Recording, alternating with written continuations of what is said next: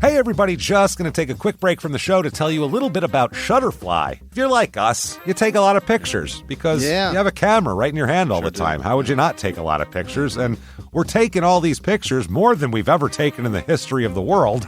What are you going to do with them all? That's the thing. You used to get a solid picture, and then you'd look through them, and you could enjoy them. Now they're like back on your camera roll. You can't even find them. You don't want that. That's why the cool thing you need to do, and what I did, and I think it's pretty cool, is create a Shutterfly photo book. Oh. What I did, and you're going to enjoy this, Jimmy, because I haven't showed this to you yet, but took all of our pictures from being on tour this year. Oh. All live show pictures, us backstage, us on stage, doing all that stuff, and like some of the venues and things, and made a little photo book out of that. Also, they have free 24-hour designer service as well.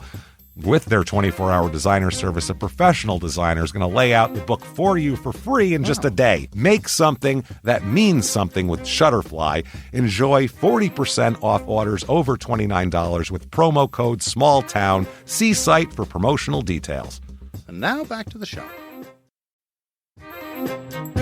Hey everybody, just going to take a quick break from the show to get you styled up with Stitch Fix. Shopping's hard. It's hard. With Stitch Fix, you get a stylist, though, who understands your style, your size, your budget, and they do all the shopping for you. Wow. This is excellent. Shopping, I'm telling you, shopping and figure out your style, it's overwhelming. Let somebody help you when it comes to getting dressed. We don't know what we're doing, so we let Stitch Fix help us out. A Stitch Fix stylist there.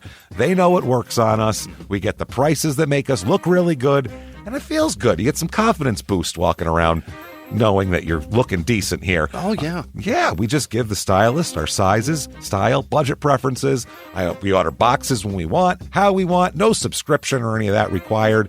And they send called Just For Me pieces as well. Like, maybe you'd like this, and it's awesome. Outfit recommendations, styling tips. You keep what you love, you send back the rest. It's super easy. Yep. You can do it, and we are doing it because it's excellent. Personal styling for everyone. Get started today at stitchfix.com/STM. That's stitchfix.com/STM. Now back to the show. Did you know that parents rank financial literacy as the #1 most difficult life skill to teach? Meet Greenlight, the debit card and money app for families. With Greenlight, you can send money to kids quickly, set up chores, automate allowance, and keep an eye on your kids' spending with real-time notifications.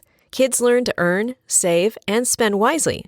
And parents can rest easy knowing their kids are learning about money with guardrails in place.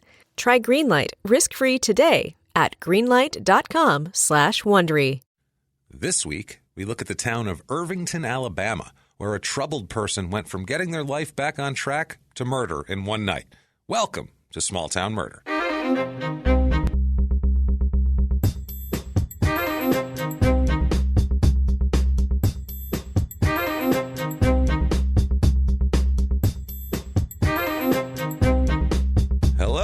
Welcome to Small Town Murder. Yay! Oh, yay, indeed. My name is James Pietragallo. I'm here with my co-host. I'm Jimmy Whisman. Thank you, folks, so much for joining us. We're so excited this week. We apologize profusely for last week because shit, James. It sucks. We recorded an episode. We put it together. We came to the studio. We recorded it. We spent 3 hours of our lives in here. That's the let problem. alone the countless hours outside of it. Oh, yes, and then spent so much time. One of the mics didn't work, and it worked at the time, and it's everything is fine. And then when you went to edit it, it literally one of the mics wasn't there. Just Jimmy was gone, and I sounded like a crazy person who was talking out into a void, and then hearing something that I took as an answer and then answering it like a lunatic. So you wouldn't have liked it. The weirdness. You wouldn't have liked it. It would have been very, very strange. So we're going to try it again this week. Right.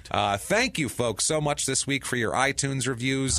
Even though there wasn't an episode, you guys still came through a lot. We really, really appreciate it. It's a big thing on the business end. iTunes has some weird, funky algorithm that weighs these stupid reviews heavily. So thank you, folks, so much for doing that. If you have not yet, please get on iTunes. Give us 5 stars. Doesn't matter what you say.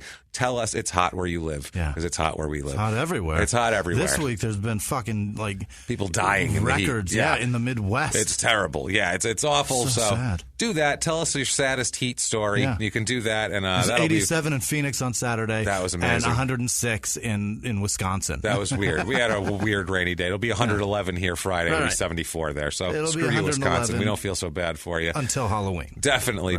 So do that. Give us the review. If that's not enough for you, if you want to be a superstar, a hero producer, one of those fine people that we'll talk about at the end of the show, who are our favorite people on the face of the earth, honestly, that keep the show going, you can do that by going to patreon.com/crimeinsports.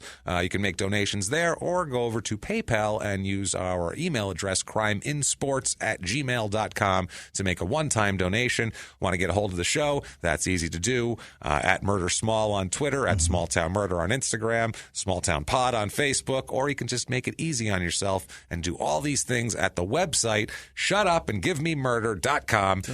All the donations, the merch, you can get T-shirts. We have a bunch of new T-shirts up there, so check that out. Lots of fun stuff. Do that, please. And with all that out of the way, without further ado, we got to do the disclaimer, of course. This is a comedy podcast. It's some people don't realize that comedy and true crime can happen together, but they really can. I know it might sound weird, but the way we do it, it really kind of works. I got to be honest with you. Seems to be. Seems to be working. It's not, and I'll say this, and it's funny. Jimmy always laughs when I go, it's not that bad. It's not. Because this isn't a disclaimer telling you about the content. It's called Small Town Murder, so expect murder and expect bloody things and shit like that. And I would expect you would expect that. But the disclaimer is to tell you that there's jokes also. Right. This is a comedy podcast. We're comedians, and it's insane that we have to do a disclaimer saying, be careful, there's comedy. But we do, because it's the way it is. What we do is we try to not make fun of the victims or of the victim's family, because we're assholes, but we're not scumbags. That's right. That's how we operate over here. So that's what I mean. We're not making fun of dead kids and this and that's not what we do here. No. We have a good time, and we're all in the car now. We're on the way to the liquor store. You're involved. Buckle up and keep your beers down. No complaining after this point. I know they made jokes. Well, you know what? You're involved now. So get on board, and you can just shout from the rooftop, shut up and give me murder. And we're going to do it right now. Let's get to it, Jimmy. Where are we going? We're going on a trip. Fantastic. Oh, baby, on a trip. Are you all you ready to go? You packed I got up? road sodas, you're ready to rock and roll. What is this? All right. Oh, would you see this? You got your chargers Matt and everything? Lauer sent me a dildo. Oh, that was so kind of him. I was going to say, Jimmy, it's not like that makes you unique or special. If you get a dildo from Matt Lauer, everybody, it's not special. He just had a mailing list and a pile of dildos to send out, a mountain of dildos in the corner of his office. Absolutely. We're going all the way down to Alabama. All right. Our one of our returning down there, which obviously we were very well received last time. We did Anniston, Alabama, and their local newspaper got mad at us, which is fucking hilarious. PCBs in your water. That happens, when you're all a little brain damaged down there from having a water supply that's been poisoned, and you guys just go, fuck it, we'll live here anyway. Sorry, that's what happens, and you're going to get made fun of a little bit. Right. And it was good natured too. Yeah. We tried. We didn't shit on the people. No. We were just like, why are they still there? If there's shit if there's no drink, why haven't they fixed the water or left? What is happening? We had questions that we left out there that after an article did not answer. They didn't answer any of those questions. None of them. So. Oh, well, but we're going to a different part of Alabama this time. Anniston, Alabama, the last town was like up in north central Alabama. This one's down there. This one's in southwestern Alabama, down by the water. We're going to Irvington, Alabama. Alabama is on the coast. It is on the coast, That's right. Irvington, Alabama. It's in southwestern Alabama, and it's right where Alabama makes a little panhandle. You betcha. It's a panhandle. This isn't the Florida panhandle, not even the Texas. This is the Alabama panhandle. Right. This is the king of panhandles. It should be called Panhandle. Right. That's the fucking state. So this is in the pay. You know this is going to be exciting. Alabama panhandle behavior, baby. Does Let's do Alabama kind of make like the same shape as Georgia? Is Georgia right next to it? Yeah, Georgia's kind of swollen a little bit though. Once Alabama's just kind of a straight up and down, kind of a big rectangle box with a panhandle kind of coming down that connects to Mississippi. Yeah, because Georgia Georgia wanted to claim some coast, Oh, so they're you between South motherfuckers. Carolina Yep. and Florida there. Gotcha. So they're kind of there, and then they jut out toward the coast. All Hey, right. we'll take some of that beach too. Yeah. The hell you think Atlanta you're wasn't doing over enough there? for you, you Nope. selfish fucks. Nope, God damn it, absolutely Jesus. not. So You got the best city in the South. Yeah, you do apparently, and we're going to be there, but we can't announce that yet. But we will see you guys in the fall. bet. That's a hint. Yeah. Lots of other places You too. bet. End of the month we'll announce that though. Lots of stuff coming out. Never mind all that Yes. shit, though. This place, southwestern Alabama Panhandle, and just like you'd think it is, it's 20 minutes from Mobile, Alabama, Yes. down there, which is kind of the hub of that area for Alabama, and about 4.5 hours to Anniston, Great. the last place we did. So it's a distance to there. It's a long way away from PCBs. Yeah, absolutely, yeah. These people can drink the water freely, and it's from what we know. Right. We don't know if they might discover they've been poisoning it horribly for years. Years and years. Why do all these kids have giant tumors on their heads? All in the same place, coming right out of the top of their head like a cone. It just grows in the shape of a mullet. It it's doesn't weird. even. We don't even shave the sides. Sales of child's hats in this town go through the roof, though. That's the thing. It's just you can't keep the kids' hat stores empty. People flying off the shelves. Holy shit. So this Mobile County, zip code 36544, area code 251. It's a weird thing because we'll talk about what it is exactly, but it's an area. It's not like a defined little town. It's like a geographic area that's held together by a zip code. Okay. We'll talk a little bit about that, but the whole area is about 40 square miles here. But That's a lot. the town isn't that big, like where people live in You a just got town. extra land for nothing. Yeah, that counts some out, just swamps and shit like that. That's just in that area. Beautiful. That's kind of the geographical area. The town, it's kind of small, so there's no, and they don't really have a town per se. It's just kind of it's a town, but not incorporation-wise, technically. So they're not going to have their own motto, obviously. Sure. You got to go to Mobile County for the motto. Oh, boy. They're going to have a motto. They're the whole goddamn county. Mobile County motto, quote, "We swear we're nicer to black people now." I mean, stay away from my sister, but otherwise, So they're trying. Yeah. That's progress for Alabama, sure. I got to be honest with you. We swear, I mean, let's not get crazy about it, but they're trying is what we're getting at. So that is not really their Mobile, motto. we're putting a trademark on the homes. That's it, Mobile right there. homes. That's what they are. Oh man, they'd make some money if they You did bet that. they would. Holy shit! Damn it, they missed out. They did. Mobile, we can do this. Let's You can't- trademark it. Same spelling. Once we trademark it, it's ours. That don't matter now. It doesn't matter. History of this town. The great thing is if you look up this town, generally start from the beginning. I'll Google search a town, and all the shit pops up, and you go from there, and you get a little finer with your searches. But right in the beginning, there's always the town website, the Wikipedia. So you click on the Wikipedia because you want an overview. How big's the town? That sort of shit. What's the zip code? And the picture on the town is usually town square. Yeah. Sometimes it's the sign. Sometimes it's the school. It's the courthouse. It's something Sometimes like it's that. Santa. Could be Santa. Right. You never know. It's all these different things. This, though, different. Yeah. Unlike any other one we've done in the previous 72 episodes, this just shows a picture of 4 middle-aged men in suits performing gospel songs on a stage. Why? Just standing there. That's the town. And the picture says of it, the caption is Gold City performing in Irvington. Who are they? It's some gospel band. They're an American Southern gospel quartet based in Gadsden, Alabama. So they're not even here. No, fuck no. They're just they don't live there, but they came there once, and they're real proud of it. It was a banner moment. They took the pride of Gadsden. Put that shit on our wiki. Banner moment. Well, I mean, if you look at their discography, Jimmy, as I did, obviously, because I can't help myself. You have to. They have been around since 1981. Oh, that's sad. They have released, 70 albums, it looks like, 50 albums, a ridiculous amount of albums. From what year? 1981. 37 years on this planet. Oh, God. And we've never heard of them. Never heard of these son of a bitches, ever. And they've gone through, I looked it up, all different members go through, in and out. Of course. It's like fucking Lynyrd Skynyrd. It's ridiculous, this fucking band. They have some of the year 2000, they released 4 albums. Jesus. These people are like post-death Tupac. It's in amazing. 1 year. 91, 5 albums. What? 5. Pumping them out. Some of them were just one is Super 70s Gospel Hits Volumes 1, 2, and 3, things like that. I like their album Voices of Christmas, Moving Up, Yeah. Not the old soul version No. of moving up, I'm Moving sure. up to I'm sure it's heaven. moving up to heaven. Moving up the list. Not toward your destination, as we might think. Hymns sung by the Gold City Quartet. Yeah. My favorite album, though, that I play Did nightly. they spell hymns correctly, or did they just spell it HIMS? No, they got it right. They got it right. That would be amazing. My favorite. This is the one. Well, there's two. There's two. Two I'll be listening to, and I'll fight myself on the way out of which one I'm going to listen to. One is Sing Gold Nuggets, Jesus. which I think sounds pretty cool. And the other one, though, is I think it's my favorite. I Think I'll Read It Again. That's the name of the album. That's the name of the album? Finish that Bible. They called it? Think I'll Read It Again, is what they said. That's literally what it is. Like, I like that. It's fucking hilarious. So, yeah, the real gospel. But away from... Think I'll Read It Again. We should just make this about the Gold City Quartet. Never mind Irvington, Alabama. Fuck it. Never mind. All this town shit, let's just talk about these guys for 45 minutes. And I'd be okay with that. I don't think the rest of the people would. They'd be like, why are they talking about some gospel band I've never heard about? And once we minutes? get to the end of their bio, think we'll start again. That's what it is. I think I'll read it again. I'm going to look over at Jimmy and go, I think I'll read it again. And we'll go right back. I'll just scroll back up to the top of my notes. On and the there we Wiki go. page.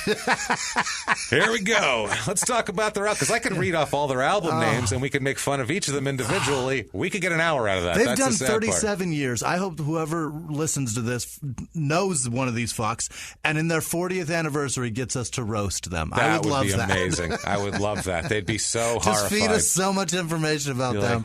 like, they know we're a Christian gospel band, right? What are these two talking about? I think he just cleverly called me a faggot. I think he just... Did he say I fuck kids? I think he called me a pet. No, that ain't right, is it? No. Well, pedophile means kid fucker, right? That That's doesn't right. mean like walks on 2 feet. yeah, that's right, because I heard... You know how I could get that wrong. You I understand. get confused sometimes. I did drop out of in the 7th grade, but I figured the Bible education would carry me through. As a matter of fact, I'm confused. I think I'll read it again. Let me get back to it right now. Thank you. All right. So early in the 20th century, this was a farm community, as the South was pretty farm heavy down there. It was the center of the tongue oil business. T-U-N-G, tongue oil business. Does that help you? He said, like now I know. I didn't know before. But I still don't know, but it sure leads me away from where I was thinking. Yeah. No, I was not thinking, that. is there oil in my tongue? No, unfortunately. Good for you, actually. No, the Sahara Desert fart fact of the week is actually that Vernicea fordi, or Fordil, I can't see if that's a 4D, is known as the tongue tree. It's a species of a tree. It's native to China and Burma and northern Vietnam. Got it. It's a tree like that. And Tongue is Asian. what they do is they have oily seeds, and they become ripe in the autumn. It's valued for tongue oil, which they get from the seeds, and that is what it's called wood nut oil or nut oil in China. They used to use it for lamps and shit like that, and now they use it for varnish and caulk and paint and stuff like that. So it's like, that's nut oil and caulk. There's so many dick jokes, James. This is ridiculous. Caulk, nut oil, wood was in there also. There's just too much there. You're an embarrassment of riches, Irvington, Alabama, between the Gold City Quartet and this shit. Good Lord. It takes a lot for us to be mature right now. You don't understand. Because you're an embarrassment to be so overpopulated with the ability for dick jokes. I'm kind of sad we did all those jokes about the Gold City Quartet, because now we can't do all these dick jokes. Like, we could do 5 minutes of dick jokes, but instead we talked about that, so that's fine. Sorry. You could make all the dick jokes on your own.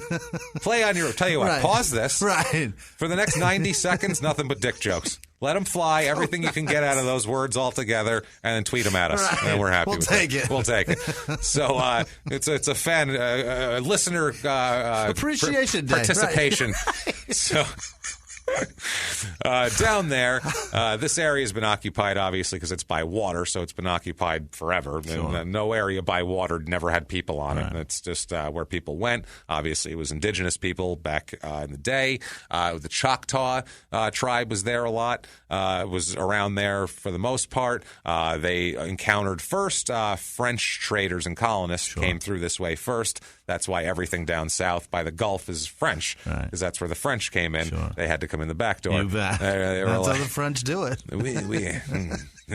They'll come up front. They will be looking for the New York. They will come that way in that area. They will see us in the Boston. When they bend over to pick it up, we go in from behind. If you know what I mean. We go in the butthole. I am talking about the butthole, yes. Terrible French accents. Where do the hurricanes go? That's where we will enter. That's not a bright spot. That's not a smart... We will be there. We will drink. We will have sex while the winds blow across us on the beach. It will be beautiful. Somehow, even in the hurricane-force winds, I will be able to light a non-filter cigarette after orgasm on top of stranger woman. If it is woman, I do if not it is check. woman.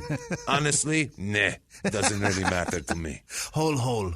Once bent over, It's what's fine. the difference? Butthole is butthole. So... We've established that the French are pirates of any butthole they can find. Doesn't matter.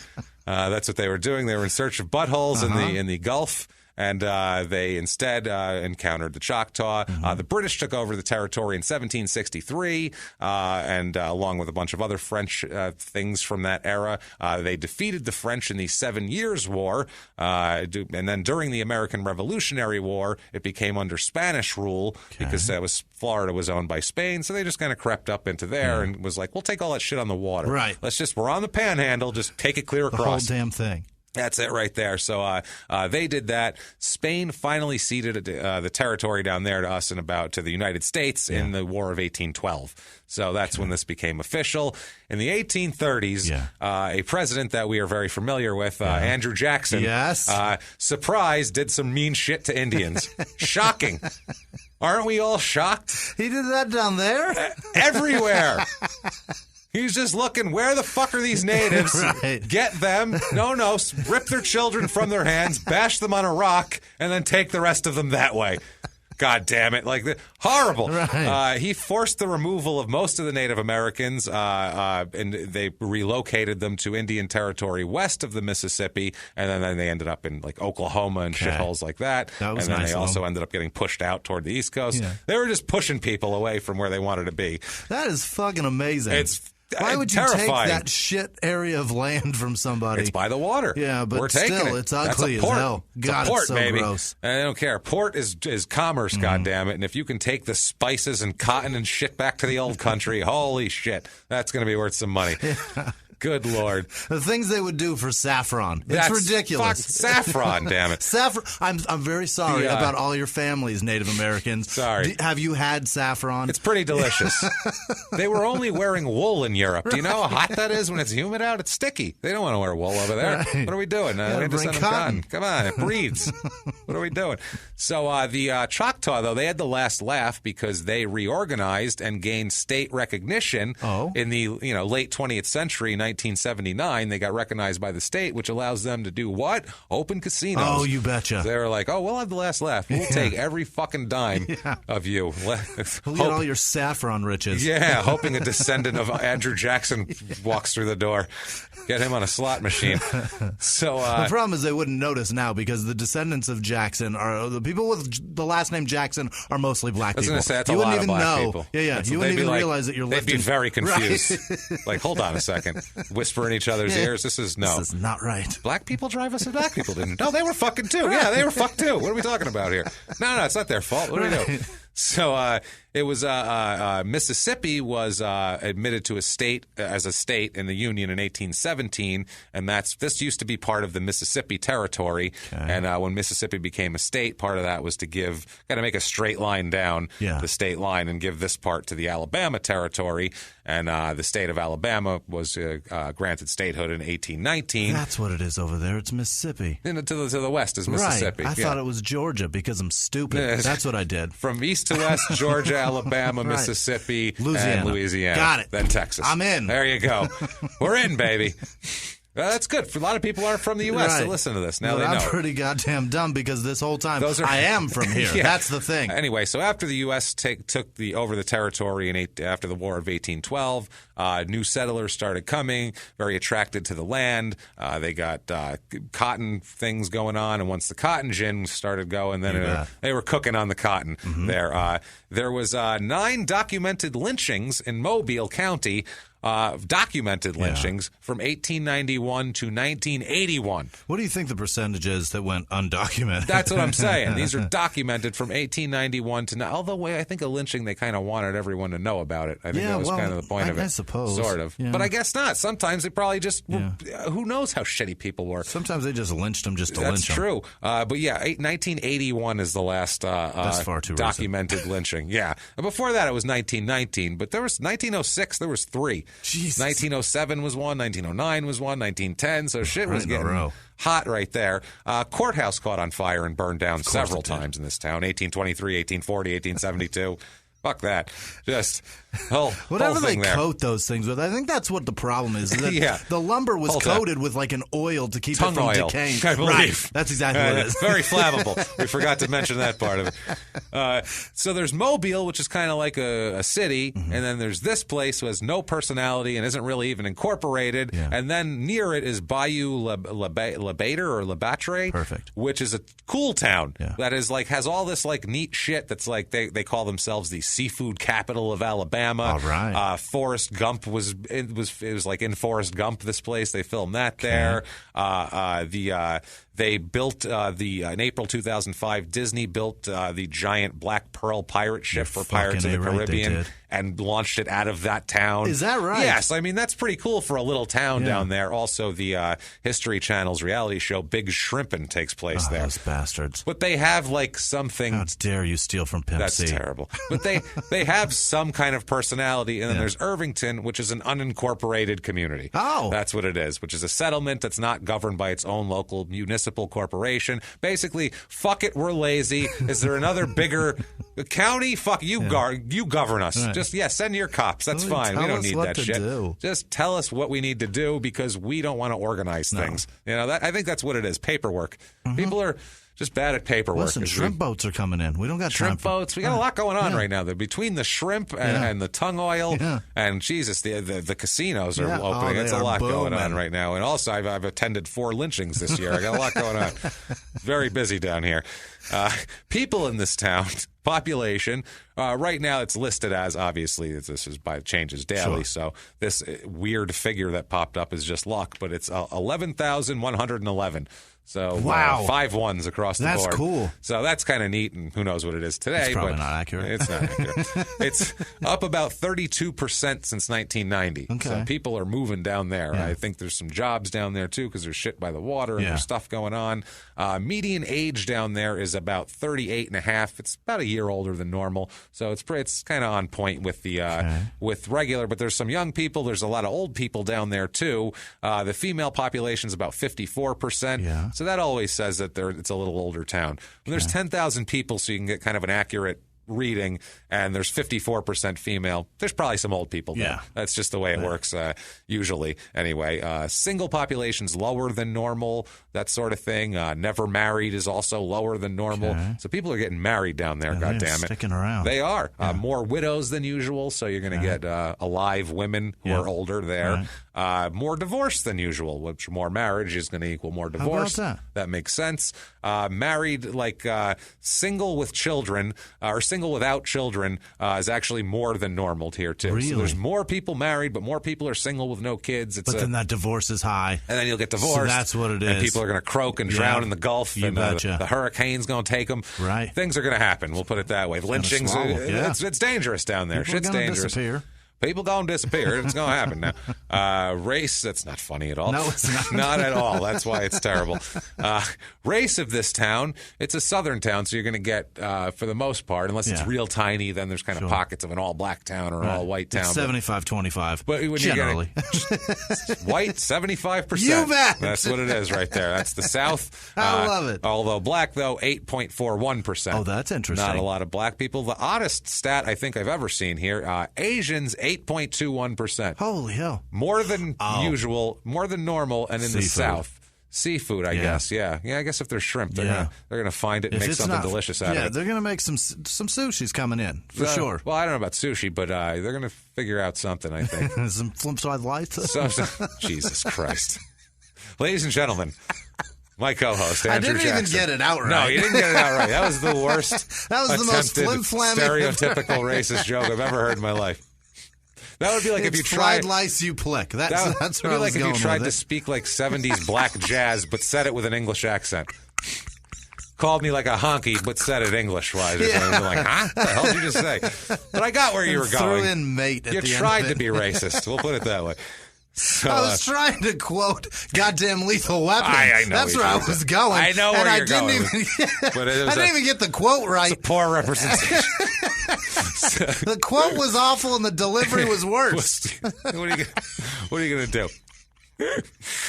Oh my All God! right. So 5% Hispanic down there, way less than normal. About 62% religious down there, which it's the South, so you're going to get that. 8% Catholic, which there's some Hispanic people and things like that. 0.76 LDS. They took that boat right in there, and they're trying to they're penetrating the shoreline. We'll put it that way. Trying to keep them virgins. A lot of Baptists down there, obviously, because as we know, Baptists are the Catholics of the North. You bet. Other way around. Right. Catholics are the Baptists of the North. Right. Baptists are the Catholics of the South. Thank you. Right. Jesus Christ, that's confusing. So, 0.24% Jewish. I don't know where the hell that's an interesting. But it's under going to half, Alabama. so I'll take it. It's not a lot. 0.38% Muslim.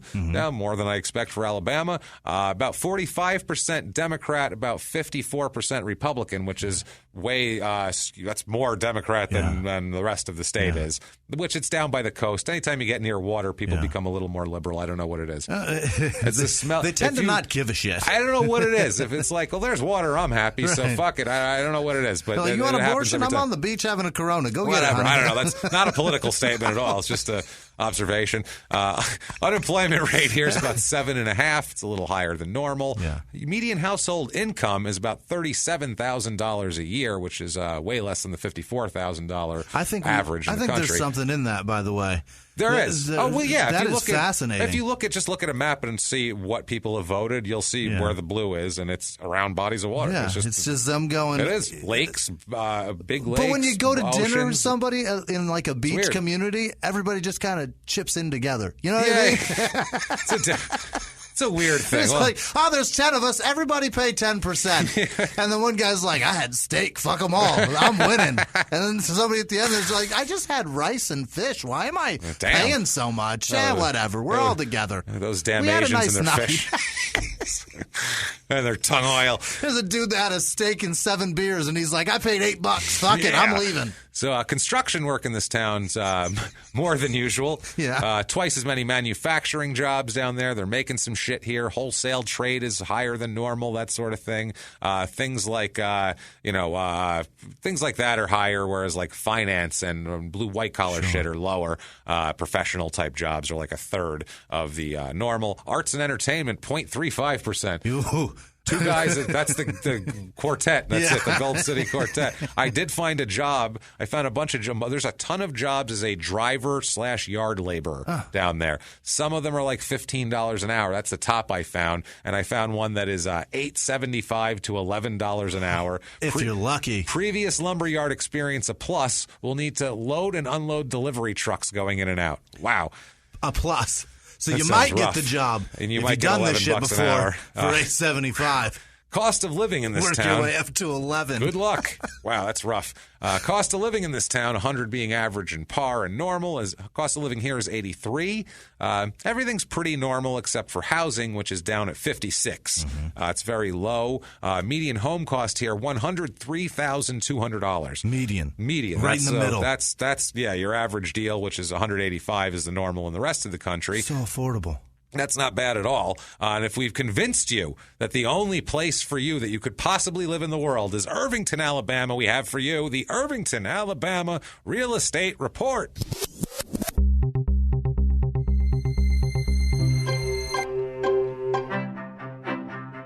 Your average 2-bedroom apartment down there goes for about $700 a month, which is about $400 less than the national average, so that's not bad. $8.75 an hour. That's tough to afford. That's a tough one, yeah. Good luck. You're going to have to stack a few people into that 2 bedrooms. I've had a 3-bedroom, 2-bath, 1,296-foot house here. It's rough. Yeah. It needs some fucking work. It looks like it's been the sea salt or whatever has stripped this shit bare. It looks like there's meth in there, possibly bodies under the floor. I don't know, something. It went through Hurricane Katrina's digestive tract. Yeah, and then came out its asshole. It's $69,600 anyway. Okay. It's affordable. I found a 3-bedroom, 2-bath, 1,700 square foot house. It's got a dirt yard. It looks like where Sling Blade has a shed in the back. That's what it looks like. Billy Bob Thornton is lurking. Yeah. $118,900. Just sharpening a lawnmower blade. That's it. We're getting ready to go. And if you're actually Forrest Gump and your shrimp company is doing very well, I found a 6-bedroom, 9-bath, 9,800 square foot mansion that looks like some crazy old Hollywood producer would own it. $949,109. $1 million house, which is cheap for that house, but not in this area. No. I would not pay anything for Never. that. Things to do. The Christmas festival's a big deal. You bet. Oh boy, there's a phone number if you would like your group to participate. It says on this thing under the Christmas festival, here's the phone number. Contact this lady, and then it says kid friendly. I fucking hope so. Thanks, guys. It's a goddamn Christmas festival. What are they? I thought people be fucking in the streets. Right. We can take the kids, honey. That's the disinvitation to Matt Lauer. That's what that is. I thought Christmas festival was code for orgy, but apparently it's not. Never bring the kids. No, put the lube away and bring the kids. Get the quartet. Would you stop with the fisting? Jesus, the kids are here. It's not like those dirty adult-only Christmas festivals they have up north. All them adult-only heathen pagan Christmas festivals that they got there. Merry Christmas to y'all, and y'all a good night. And then they fuck. That's amazing. Kid-friendly. So keep that in mind. But by the way, anything that says kid-friendly, I'm terrified. That's what I mean. Why wouldn't it be? Yeah, I would have never even thought, never crossed my mind that it wasn't. What kind of life are you leading? Oh, Jesus. Crime rate in this town. Fucking ridiculous. So, yeah, we spent 20 minutes on the Christmas party because it's so ridiculous. That's absurd. Crime rate, property crime's a little lower than normal. Violent crime's a little higher than normal. Okay. So rather than steal your shit, they'd rather kill you. So that's whatever. Let's talk about some people who had some problems in this town. Okay. Some issues. Some people didn't have issues, but some people did. Let's talk about a young man who's not from this town, but ended up in this town. Let's talk about a man named Jason Oric Williams. Okay. O-R-I-C is his middle name. Yeah. Jason Williams, not There's no apostrophe? Nope. Rick? Neither of the basketball players, not the murderous basketball player, or the behind-the-back passing white chocolate basketball player. Was the most ridiculous, racist nickname ever. It really was. And his haircut was stupid. His haircut back in the day, he had a haircut like a middle school white kid, and he's out there like behind the back passing around fucking NBA players. It's just wrong. He's just saying, I'm white Allen Iverson. That's what he did all day. And I just took Gary Payton to the rack. What the hell is happening right now? Super weird. I always mixed him up with Bobby Hurley anyway. Yeah, it's easy to. It's easy to. He's basically just Bobby Hurley. Bobby Hurley was like the Catholic school version of him. Right. Bobby Hurley looked like the picture of CYO basketball, like back east. If you're from back east, like, hey, they got a league at St. Mary's. You sign up over there. CYO. That's him. He looks like, and his dad was a coach. It really he looks like that too. Anyway, way off the subject. He lasted 4 years in the NBA. Well, yeah, he had a horrible car accident. Oh, is that what happened? Yeah, he had a horrible car accident. That's awesome. I believe Bobby Hurley, and had to teach himself to walk Oh again. my God, I feel so and terrible. I think he ended up coming back after that Really? too. Not well, but I think he ended up trying to make a comeback and putting his physical life back together. Yeah. He had a horrible accident. It's interesting that Jason Williams did not have a horrible car accident. Not at all. And his career lasted about the same. Yeah, he didn't stick around very long either, he right? He still plays out there. Does he? Yeah, he plays on those old-timer leagues now. Nobody gives a shit? Yeah, we've talked about that. This is all for crime and sports. Sorry. So Jason Williams, he goes by Jay. Everybody calls him Jay. His family calls him J-Bug, which I am not calling this man J-Bug, just because he's an adult man and so am I. And not calling you J-Bug. Sorry. That's something your mom calls you or your older sister. Right. And, I was uncomfortable enough calling Anthony Hardaway Penny. Penny, I'm not doing that's this. kind of silly. I'm not calling anybody J-Bug. No, but Anthony will go by Penny. But Jason is easy and fine.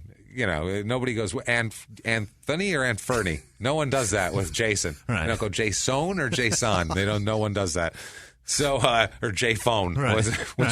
So, Jay Williams, he's adopted by his aunt and uncle when he's a very, very small baby. Yeah. Okay. He never knew this. His aunt and uncle raise him and do not disclose to him the very important fact that they are indeed not his real parents. Oh, no. They just act like they're his parents. There's a weird thing about the mother and father, and it's so strange because in several different sources, there's different stories, but the prevailing story seems to be that his mother and father were related in some way and involved in some kind of, I guess, semi-incestuous relationship. I don't think there's any way of being semi-incestuous. I don't know if they're like second cousins or something. It's either incestuous or it's not. Well, I mean, by the law, Yeah. it's like first cousin is incestuous, but beyond Fuck that, the law. beyond that, the world is your oyster. Yeah. Fuck anybody at your family gathering. Knock yourself out. Memorial Day barbecue? Nope. Singles mixer. That's what that is. Get on in there. That's like Tinder with roasted chicken. Tinder with corn on the cob is what you have there. The problem with the law deciding whether or not it's There's a lot of problems with that. You still end up with a fucking a recessive gene that a pops problem. up from time to time. It's going to happen. So there was some rumors of incestuousness between the parents. Okay. We don't know exactly how close they were related or even if this is true, but apparently the family had frowned upon this. I'm not sure which family or if it was all the same. I'm not sure. This is the South and this is Mississippi, and I'm fighting to not have a lot of stereotypical jokes. This is harder for me than dick jokes. You'd have no idea. An incestuous Mississippi relationship that ended up getting adopted by the aunt and uncle living at their house. They didn't tell him that he was kin, but he ain't really the biological. Too much for me. Not that this doesn't happen everywhere, but unfortunately for the South, this is a stereotype of cousin fucking that you have fallen into here in this particular episode. You have a cousin fucking that results in a product of that is a baby that is now being cared for by somebody else in his family, making it even weirder. His aunt and uncle, which is super strange. And apparently his uncle, he says, and other people from back in the day there said that when, and this is the 70s in the South, and, whatever, that the husband, his uncle, would beat him pretty severely. Well, yeah, you don't want that kid. He would beat him, and again. If severe, if someone who grows up back in the day in the 70s or any time before really last week probably, because even 5 years ago, the whole Adrian Peterson thing, people were like, well, sometimes you got to hit your kid with a stick. And it's like, what the fuck is going on down there? I'm not from the South. I get it's a different culture. Yeah. There was a debate. I remember you'd watch a sports show when Adrian Peterson was a football player, in case you don't know, who got in a little bit of trouble because he whipped his what was the kid, 6 or some shit? I think he was 6. I think he was 5. 5-year-old son. He may have been 3. With a tree branch. He was younger than 8. He beat this kid pretty bad with a tree branch, and it wasn't like known as a severe beating. It was just like he told him to pick a switch, and he whipped his ass, and it was like the mother freaked out about it and called the authorities, and he was like suspended from the league for a minute in the NFL. He's still got a lot of shit to pay for. He gets a lot of heat over that, but I see a lot of people with Adrian Peterson jerseys on when he came to the Cardinals walking around town. They didn't give a fuck about him beating his kid with a stick. He can still run. That's what I'm saying. So that's what I mean. But there'd be shows where they would talk about it, and there'd be a panel of 6 guys, and 3 of the guys would be like black athletes that were from the South, or white athletes that were from the South. Charles Barkley's one of them. Yeah, Barkley, Keyshawn Johnson, a bunch of these guys, and they'd be like, my dad whooped me. Yeah. He's like, it kept me in line, and I don't see anything wrong with it. I'm sure thankful for it. And they were on national TV saying that. Like, I think this is fine. That is so reckless. So there's to this day there's a debate, like it's regional a lot of times over how much corporal child punishment. I was trying to be child abuse is acceptable. How much can you beat the shit out of your kid before you go to jail? I was going to say, without it being a legal matter. How close of a family member can you fuck and how much can you beat your kid? That's what's wrong with the South, is they've had to parse those things out. It's crazy. So, I don't know. So, let people beat their kids everywhere. But we're just saying it's debated as a bad, like in the North, you hide it. In the South, you'll beat your kid in the front yard and be like, he deserved a whooping. And your neighbors are like, goddamn straight. And everybody goes back in their house, apparently. But on the flip side of the coin, there's kids that beat the shit out of their parents. Oh, God, yeah. And it's horrible. And then the people that beat their kids, they're like, my kid never punched me. That's right. Guess who knows that shit hurts. Yeah. So for it to be brought up as an issue, it had to be severe beatings, is what I'm getting at. Yeah. A 70s Mississippi beating had to be a severe beating to warrant being placed in a children's home in Mississippi. Wow. To actually being pulled from the home for a period of time. Yeah.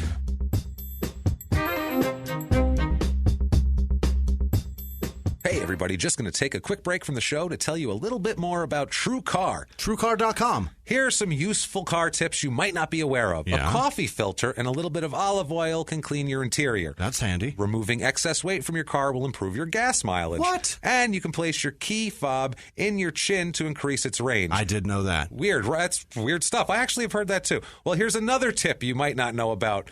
TrueCar also helps people get good used cars. That's true. They really do. I'm telling you that right now from personal experience, because we bought a used car through TrueCar. Right. And it was a great experience. Found the car we wanted, got it at a great price. It was at the dealership when I went there, ready to go. There it is. It was the best, easiest way I've ever bought a car in my life. TrueCar isn't just for buying new cars. With their certified dealer network and nationwide inventory of nearly 1 million used cars, you'll enjoy real pricing on actual inventory and a simpler buying experience, whether you buy new or used. And with TrueCar, users can see what others paid, so they know if they're getting a good deal before buying. They're also more likely to enjoy a faster buying experience by connecting with TrueCar certified dealers. When you're ready to buy a new or used car, check out TrueCar and enjoy a more confident car buying experience. Some features are not available in all states. Yeah, that's true. At TrueCar.com. And now back to the show. Really had to be some severe abuse. But the worst part is they put him in a home where he suffers worse abuse. Of course. Where he's then beaten regularly and also sexually abused now. Course. So that's introduced into his life as well. So that's never good. If you're fostering kids and you're hurting them, kill yourself, please. Just do it. And this wasn't a foster home. This was a home. This was like a, like a state-funded home? This is like a children's home. Either state or worse, religiously funded. And those are even fucking worse because they won't even acknowledge sexual abuse because, God forbid, the Lord didn't tell them to. So it's a totally different fucking thing. At least at the state level, for the most part. If there's somebody held responsible. If fucking Rachel, who works there, finds out Bill is diddling the kid, she's going to go tell on Bill because they both work for the state. They don't work for a religious organization. She doesn't want to lose her pension and be caught up in this too. Yeah, it's a weird thing. They're not in a club at that point. God damn, we're getting off the subject. So he grows up in poverty also. He comes in and out of this home. He grows up, they're poor. He's not a good student at all in school, which I can understand if you're being, beaten and sexually abused. Elsewhere? You never know. Anger, thoughts elsewhere, revenge fantasies, who knows? Nursing a strained elbow? Yeah, exactly. Nursing a black eye. And all this, too. He still has no idea that he's adopted, even. He thinks these are his parents. This isn't my uncle beat me up. This is my dad is treating me like this. So, this is so familiar to me. It's almost worse. If you knew it was your uncle, you'd say like, okay, I'm not their son, so it's logical why he's doing this. They don't want me here. But if it's your father, that's like a totally different thing. It's different. It's an entire different rejection. It's a different rejection. That's exactly what I was getting at. Is the rejection end of it is like if your uncle, fuck him, but your dad's not supposed to reject you like that in your head. Sure. So he always felt that he was snubbed by his family because of where he came from, his origins, and also by his peers because he was poor, wasn't really good socially, and was poor academically, and kids are dicks, and we all know we all know that kid, man. We all knew that kid in school, and we can look back on it now, and we all go, fuck, I wish I was nicer to that kid because I know what kind of problems he was having. way worse than most. You know what I mean? Everybody has that kid that they think about. There was a kid that had the same last name as me in school. Really? Yeah. Isn't that bizarre? That is weird. Same last name as me. Interesting. And he kind of looked like me. Oh, no. Which was even weirder. But he was like... That people thought you were related, I assume. Yeah, everybody did. Somehow so much poorer and clearly not good at home. And I feel so bad because I was such a dick to him. I bet. Well, the same last name. There's a lot of kids like that I feel bad about in school that people were assholes to. I'm sure I was an asshole too. And you're like, God damn it. He kicked my ass twice too. Did he really? He did. Well, maybe that's okay then. You were being a dick to him. Well, that's why I was a dick to him, was because he was just a dick to me. All right. Well, you gotta tell all the layers. He was a tough little fucker. That's you can't what he go was. into it and act like he was this abused guy that you were kicking down even more. Meanwhile, you said so. He turned around and punched you in the mouth. I think it's a different story at that point. But it was an unfair fight because I'm pretty sure he was getting trained at home by getting the shit knocked out of him. That's true. He was getting beat. Your dad wasn't around. His dad stuck around to beat the shit out of him. I was getting it at home too, but it was more like just being called a faggot and stuff. Yeah, that sort of I mean? stuff. Yeah, I get it. I get how that works. Yeah. So he's having problems. Yeah. Things get worse for old Jay Williams. He turns 17 years old, and he wants to work. Yeah. He wants to get a job. He needs some extra money. Problem is he doesn't have an ID, and to work, you need to have an ID. Sure. So he said, sure, let me go to the state and get my ID, get my identification documents so I can work. As that goes on, they find out, and it gets uncovered that he's adopted. Oh, God. That's his aunt and uncle. Those aren't his real parents. The people who he thought were like distant relatives are actually his mom and dad, who don't have anything to do with him ever. And his mom, and she's adopted. Imagine that. I mean, that's a rough thing for anybody to go through. I would imagine at 17. At 17, I guess by that point you think maybe that's better than if there's 7. But I think by 7, maybe you can process it a little easier. Probably. At least you get to know who you are and grow into... Kids are resilient. Right. It's one of those things. Right. Like if there's tragedy, you don't get over it when it happens later. Right. I mean, it does fuck you up also when you're a kid forever, but adults, it's when tragedy happens, And you have the ability to repress those That's emotions and get thoughts and memories. And you just but shove at it right 17, down. you're just like, no, I've got to process this shit forever. What I have to do is act it out. Right. I have to act out my anger, and to do that, I am going to drink and do as many drugs as I can get my hands on. Not me, but this particular gentleman. And that's probably the healthier way in terms of, at least he's not lashing out publicly. You know what I mean? Publicly, he didn't try to kill himself. Ted Bundy, that's exactly what happened to that fucking guy. Yeah. Oh, yeah, absolutely. And he couldn't function at all because he just didn't know where he came from. Well, this guy really didn't function unless he was on something. Really? He had a lot of that was his problem, is he would zombify himself, basically, and go about the world. Well, I wouldn't say that's healthy. That's not that healthy. A couple of beers with your buddies, and you can blow off some steam and talk some shit, and they, talk you down a little. Yeah, that's kind of whatever. Right. That's a healthy for a 17-year-old to do to get anger out rather than lashing out. He instead started drinking heavily, started doing a bunch of acid. So LSD, you mix that in there. Yeah. Fragile psyche and LSD don't mix, folks. That is not small-town murder-approved behavior. Only if you are excessively sane, really have your shit together, are mentally strong, and have lots of toys to play with should you do acid. And can find the difference between fantasy and reality. Once you're doing acid, you don't know about that. But that's a whole other issue. But you need what'll happen is you'll demature. Yeah. If you're on acid, you're like, I'm 7 again. Right. Now, if you are very immature anyway, you might get to 4, and that's when you'll walk off a roof. Whereas at 7, you're like, that's dangerous. I think it's just that. Find a bearded man in the desert that tells you to go chop up and butcher people in the house. That's what happens. That don't even belong to any clique. No, like he didn't even. They weren't the people that were there. Weren't. I'm talking about Manson. Obviously. The people that were there weren't even the people he was mad at anyway. No. They had already moved out and pushed long gone. It's like, that'll do. Fuck it. That's just a butchery of that'll do. That's too much. I think I'll read it again. Fuck it. You guys go in there. I think I'm going to read it again. At the LaBianca house, we'll read it again. We'll read it again. Jesus Christ. Well, I'm glad we were able to put a new spin on Manson this week. I didn't think that was going to happen with an Alabama murder. But holy fuck. It's not even the acid that's the bad part. Yes, acid will fuck up your psyche if your psyche is fragile, but acid's not something you can do every day. It's just not something you do every day. No. It won't work the same. You don't come back. You have to increase your dosages, and before you know it, you're taking a sheet of acid to be. That's not good for you.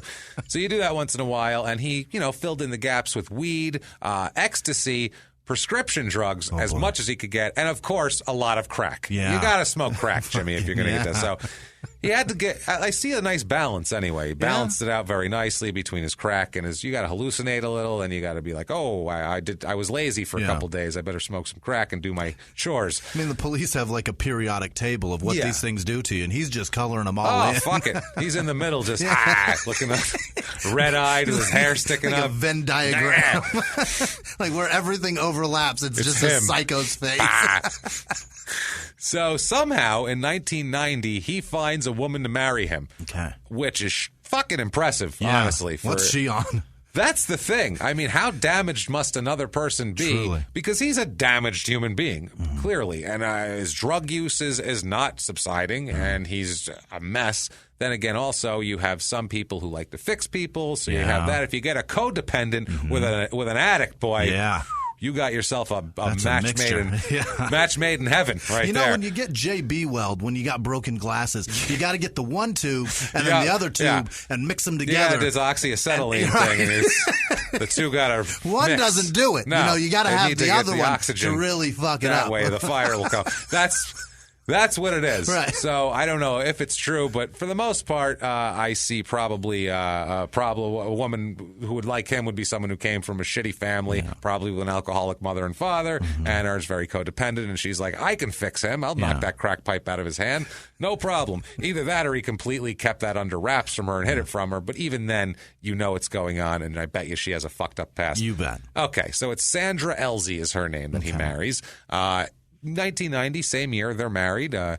Still in the honeymoon period. It's the first year of marriage.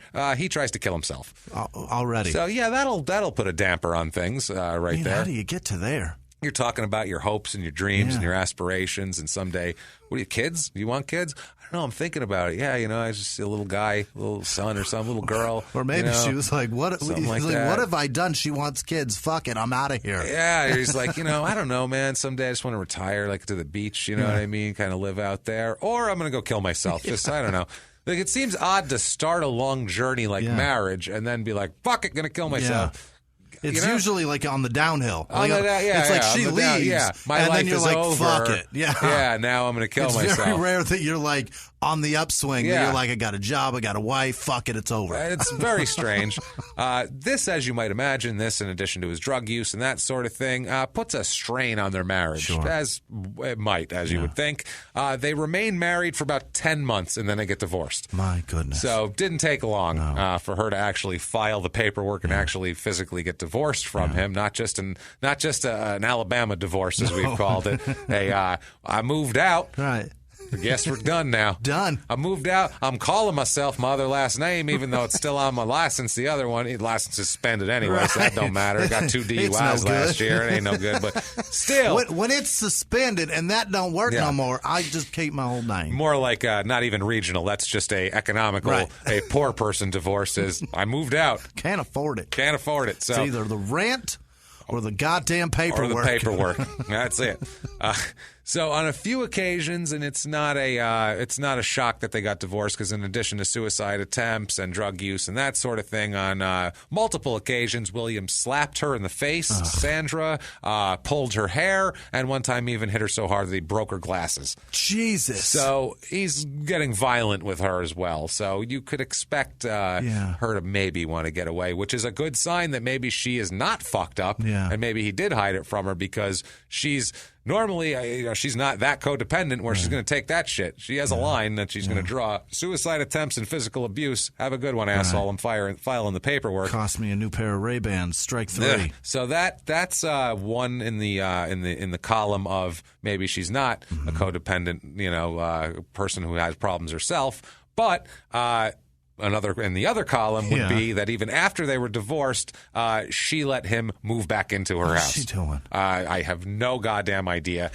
She let him continue. This goes for like a year. Yeah. They still live together, even though she actually paperwork divorced him. Did a real divorce, a first world divorce on this guy.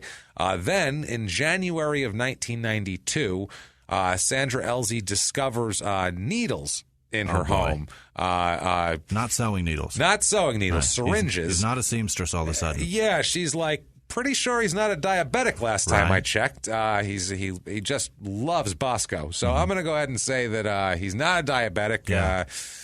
Eats devil dogs by the handful, coffee cakes. I'm going to say this is something else. I'm going with heroin. Going with drugs. Yeah. So turns out that she also, in addition to the needles, she finds out that she has some sort of weird sleeping problem, and she has these tranquilizers that are prescribed for her by the doctor. Okay. She finds out that he's also been stealing her tranquilizers. Oh, Jesus. He's been like filling her prescriptions and getting like a secret stash of his own of her tranquilizers and shooting up God knows what. What if he's melting those down and then shooting those? those? That's possible. Who the fuck knows what he's crazy. doing? Could be doing that, or he could be doing anything, really. I mean, this guy, it's really the sky's the limit with this guy. He'll do pretty much whatever he can do. Sure.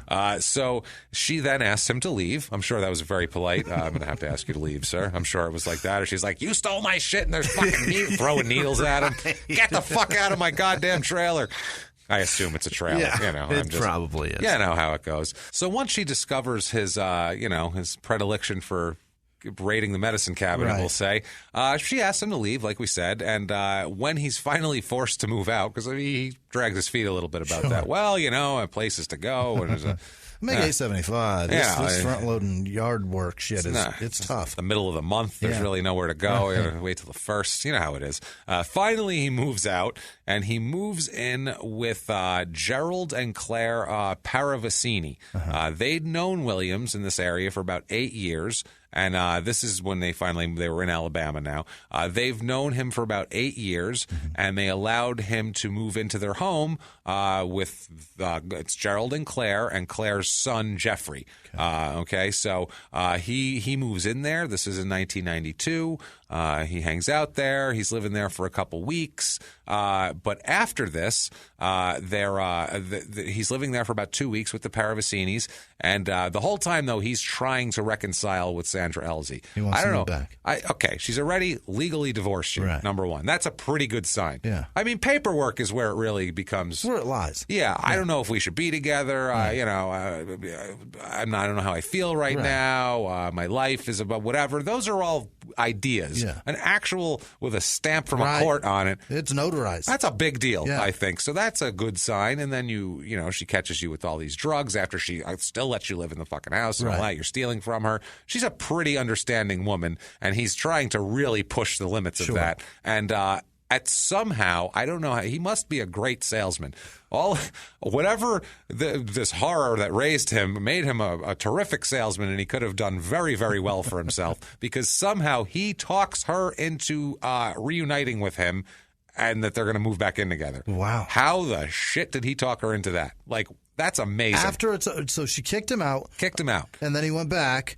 She divorced him, kicked him out, then he moved back, lived there for a while.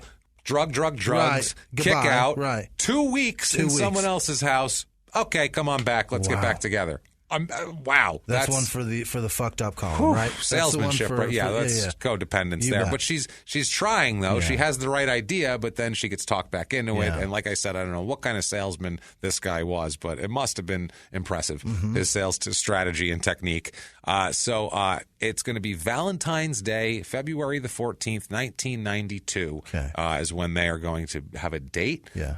This is like the big reunification date right here. Boy, they're going to get back together. It all culminates here. It all culminates here. They're going to have a romantic night on Valentine's night. They're going to go out together. Yeah. They're going to go home together, back to her home, which is now going to be their home again, and they're going to start a life. Yeah. They're going to have 3 small children very shortly, have paintings of them commissioned where they're sitting in front of the fire reading stories at Christmas to the children. I feel like I like it. That's their future in the next 10 years. Start with those little hearts with words on them. I really feel like that, definitely. That he bought from a Mexican on the side of the road. Either that or Yeah, on the counter at 7-Eleven as an afterthought. So, fellas, don't you dare. That's the life lesson I'm going to give you right now. I don't care if you come home and say, baby, I forgot. That is still better than picking up one of those fucking wrapped, like that those thing is just terrible buckets of roses that people have on the side of the road. It's like a cellophane wrap around a basket with like Not a bear. good. That's just a vehicle to get bed bugs into your house. That's what that thing is. Enjoy. Don't buy that shit. She's not going to like it. Nothing from there. Right. Don't buy things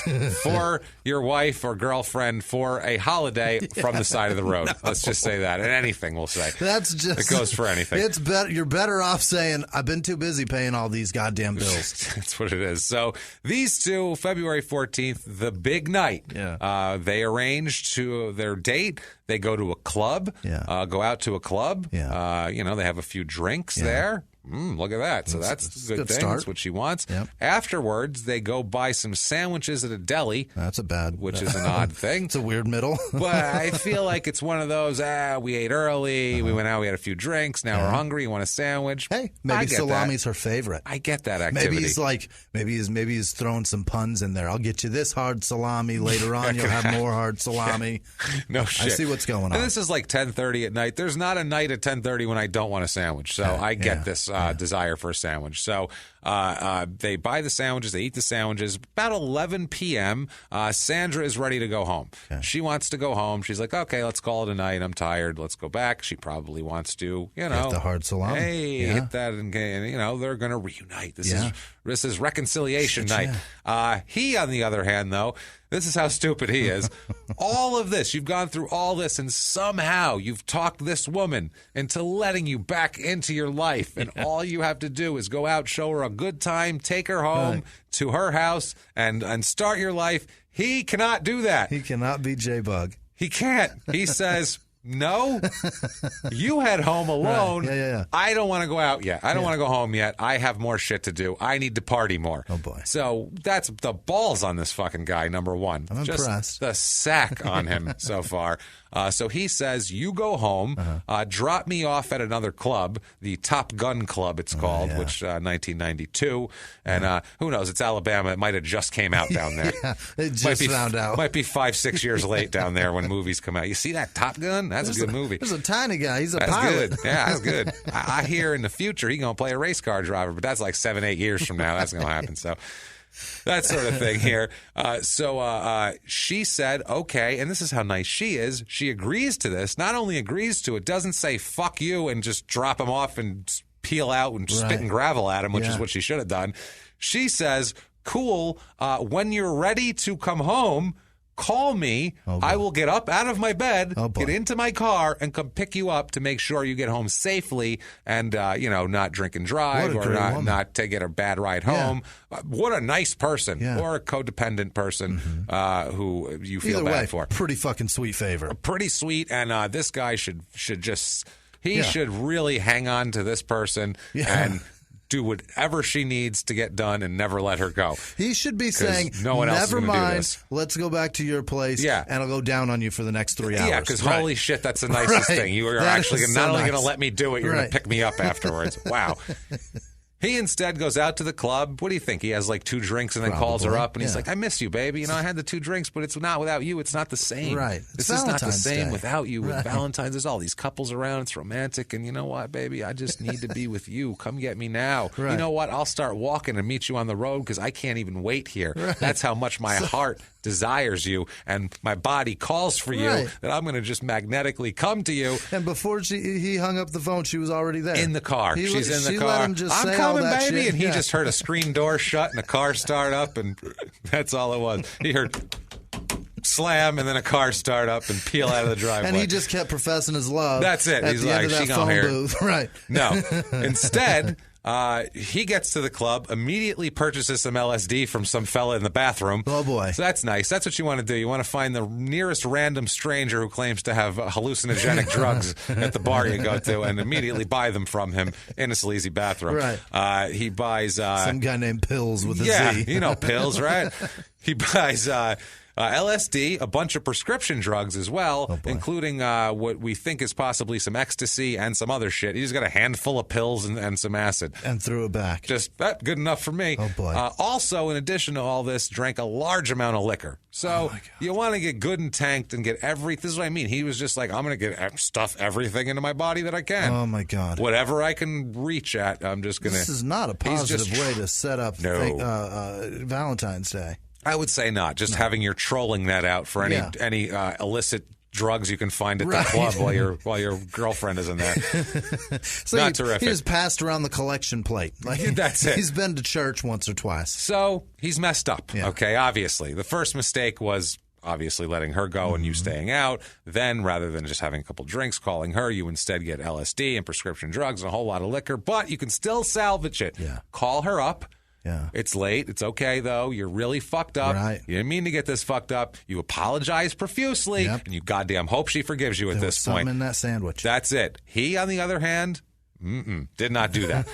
He meets up with some friends and decide, well, shit, the bar's closing, but the night doesn't have to end. I've already ruined it. I know something that never closes, and that's the crack house. What? Let's go to the crack house. Williams heads to the crack den. We're going to the crack house. Oh, boy. Loading it up in the car. They go to a crack house, and they smoke crack all night long together for the rest of the night. Okay. So now he's had acid, prescription drugs, possibly LSD, or possibly ecstasy that he says, large amount of liquor, and he smoked a bunch of crack. That's a hell of a night. That's a hell of a night, but I will say the crack will bring you down from all that other shit. You'll be all hyper on crack, but it'll take you and level you down. Crack's one of those highs I feel like that'll take over. It's it's gonna trump other highs. Because people do coke to trump liquor. Right. So, you know what I'm saying? Yeah. I don't know what trumps acid. Acid's one of those things that you can't fuck it. It's going to take its course, and just you be patient. You need some crocodile to level it out. Apparently, maybe crack does it. I'm not sure. Bath salts. So, not sure. So, according to him, he drank all this liquor, all this. He did all this. He believes he took the pills between 3 a.m. and 5 a.m. And that's right before he went and smoked a bunch of crack. So he took a bunch of pills, went, smoked a bunch of crack after that. Now, early the next morning, his friends, one of his friends, this is nice friends, they take you to a crack house, and then they don't even drop you off at home. They dropped him off at a corner store a half mile from the trailer that he lives in. They had enough of this dude. Couldn't even, the store is, just get out, all right? Yeah, you need cigarettes. Go. Get the fuck out of here.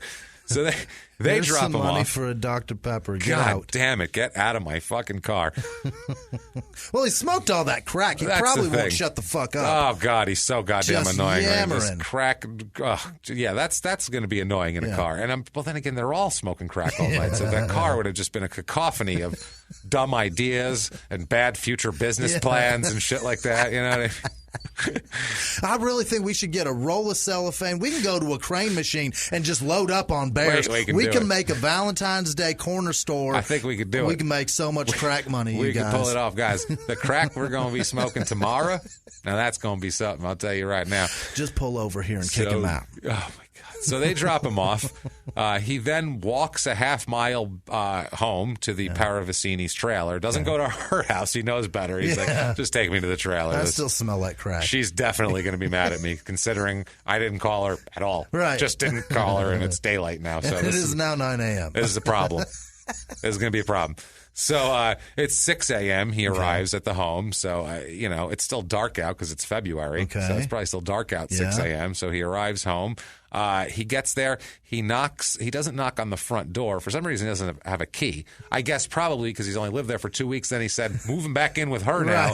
So he doesn't need a key at this point. Also, this is probably par for the course behavior-wise. Yeah. Panhandle behavior. This is panhandle behavior. He probably came time. home at 6 a.m. a lot. And they were like, no key for you. Just no key for you. Instead, he knocks on the window and on the side of the trailer. You know your house is shit when you don't even need to knock on a door or a window. You can just knock on the actual house and people fucking hear you inside. And they start stirring. And they know that you're needing to come in.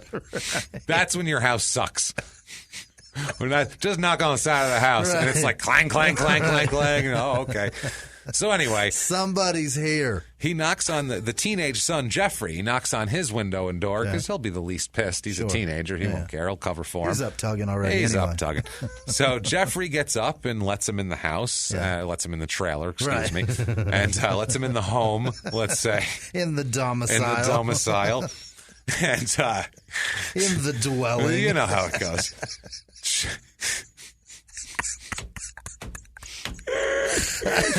Into our humble abode. Right, into the indoors. Lets him in, and Jeffrey asks him about what his plans are for the day. Yeah. What you doing today? What you up to? And I would be like, well, I'm sleeping off this crack binge I went on, number one. Damn, it was a big one. Yeah. Instead, Williams tells Jeffrey that he has a, quote, side job to do. Okay. I don't know if he has a front job or a back job, but now he's got a side job. I don't know if he has a regular job. If you don't have a regular job, any job you do is not a side job. That's just a job. That's just your job. That's a job that you're doing at that point. So he has a side job to do for whatever the fuck that is. So Jeffrey was like, all right, whatever. I mean, that's adult shit. I don't know. Side job, none of my fucking business. I heard job. He's got things to do. Whatever. That's adult shit. I'm going back to video games and tugging. So he tugging to video games, which is another. I don't know if you can do those at the same time. That's talent. So Jeffrey, Chun-Li was hot. Yeah, well, you got a good point there. Yeah, but you need both. You're going to need both hands to put those codes in to do that kick, though. Is the problem? You can't do that with one hand. There's ups and downs mixed into that shit. You kind of grind the remote against it. If you could play it like that blind guy play guitar in Roadhouse, just on his lap, maybe with one hand. You know what I'm saying? That sort of thing. Like you're reading Braille. Yeah, you know how it goes. So Jeffrey here, I mean, he's a teenager, but still, he can tell if people seem fucked up or something. Yeah. Like, oh, man, something was wrong with him. Right. He says that Williams appeared normal. He didn't appear to be drunk at the time. He's seen Williams drunk, and he knows what he's like when he's drunk because everybody says that when he's drunk, he tilts his head to the side for some reason all the time and slurs his speech. Like as soon as he gets drunk, he's a slur. Okay. So you know when he's drunk or when he's not drunk. And Jeffrey said he wasn't tilting his head, nor was he slurring his speech. He was fine. I love when people have a tell. They have a total tell, yeah. Well, slurring your speech is a pretty good tell. Yeah. It's not like he scratches his forehead more, 3 times a minute. Right. He's like, what's going on here? And they're like, I think he's drunk. Bedpuddle would pooch her lips out like an asshole. Like it looked like she had an anus right below her nose. That meant she's drunk? Right. She just pooch him out. Like in the middle of the conversation, she'd be like, where are we going? Like, what do you stop Christ, that? What do you do? And then it would be all slurred too. Almost like she's stopping throwing up in her mouth like that. Choking it Where back. Are we going? Do you have a mint? And then her other toe would be pissing the bed. Well, that's a good one. Oh, she pissed the bed. She got me. She's definitely drunk. My uncle's was, he would be completely fucking normal because he was an alcoholic, like a functioning alcoholic. Yeah. But he would be perfectly fine and then all of a sudden fucking pass out. Wow. Just like narcolepsy. We'd be working on his car.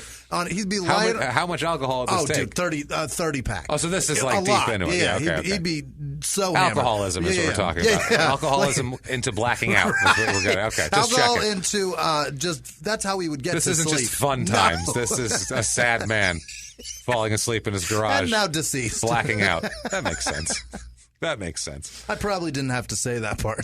We get it. Yeah, at this point. We'd be working on a car, hands up with wrench and socket wrench in his hand. And then he'd be like, go get that screwdriver. I go get the screwdriver, hands up. Like, just out cold? Yeah, out, done. Like the police told him, put your hands up. Drop Jesus what's Christ. in them. Hands empty, fucking wrenches behind his head. Like out on a creepy crawler. People get knocked out on World Star, like one of those things.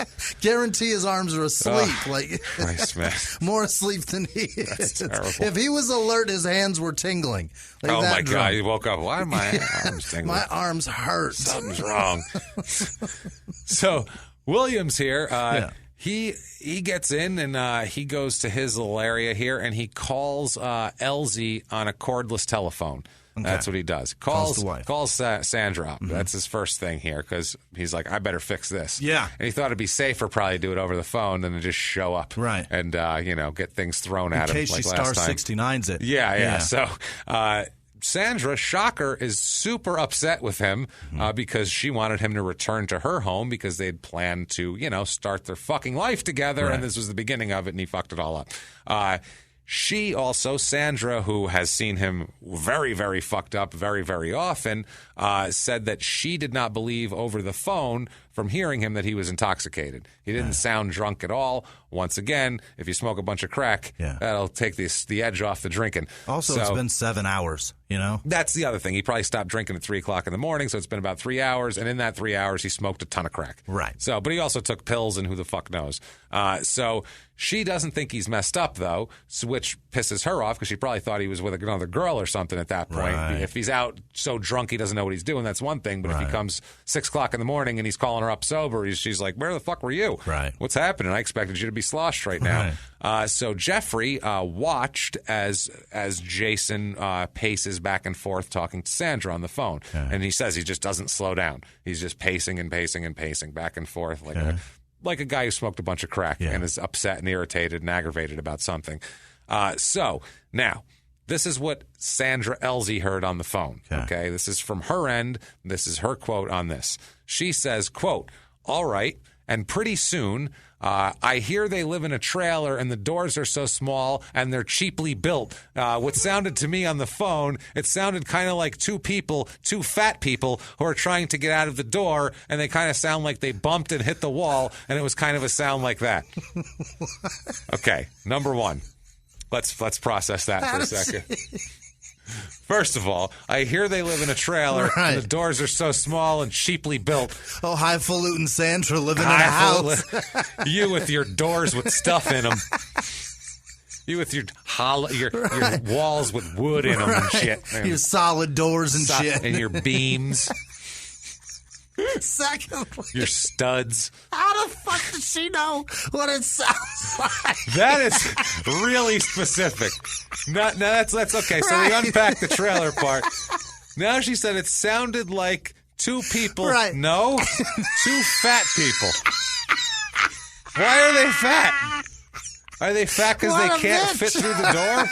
But then she just said the trailer doors are so small and cheaply built that you wouldn't have to be. Me and you couldn't get through the fucking door together. We would bump into each other. What a game show. But yeah, listen over the phone. All right, now that's a cheaply built trailer with two fat people trying to get through the door at the same time. Ding, ding, ding. Hey, I did it. It's the worst $25,000 pyramid in the history of the world. 25-cent pyramid. That's what that is. Holy $25,000 pyramid scheme. That's what that game is.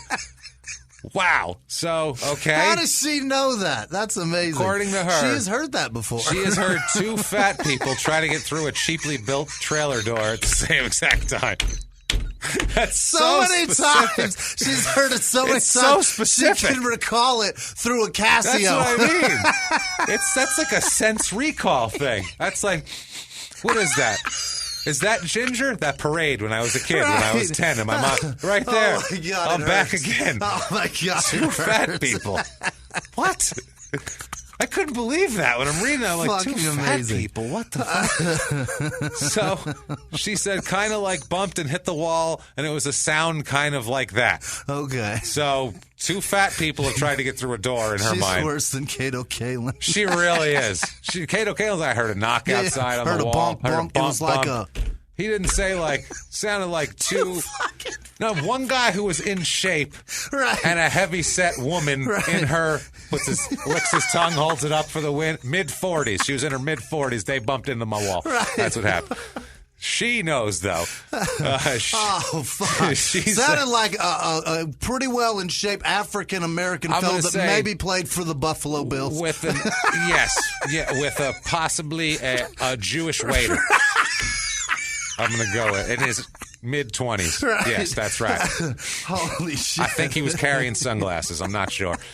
So, anyway, she said after that, it was a sound kind of like that we just described in great detail. She said it wasn't anything big, no crashing or anything like that. It was just like a bump, like somebody had fell up against the wall. Somebody specifically a fat person. Yeah. And I could hear Claire say something to Jay, who's Jason Williams, asking him for help. And he asked her where her purse was so he could get her keys and take her to the hospital. Yeah. To me, it sounded like she was asking him for help and he was trying to give her some help.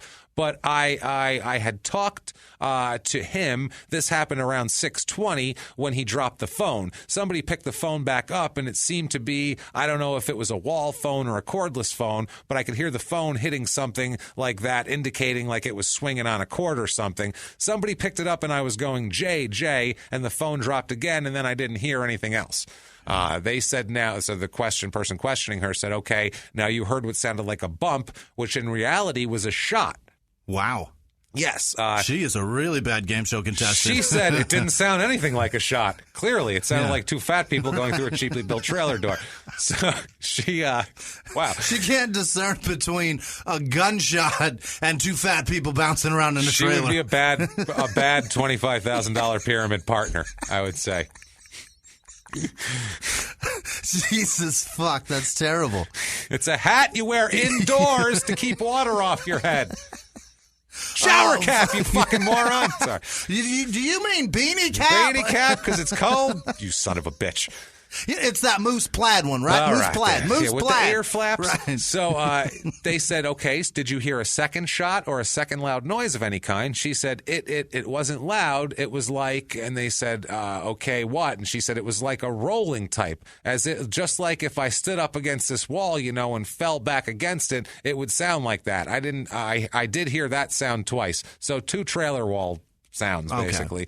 Okay. Then they said, all right, did you hear Gerald Paravicini? She said, never heard. I never heard nobody's voice but Jay's and Claire's. Yeah. They said, well, when you heard Claire holler, what did you hear her yell? And holler is a very southern word. I don't hear the word holler very often unless it's from someone 80 or from the South. Right. I feel like that's or somebody in the South talking about a place back in the woods. Yeah, a holler, exactly.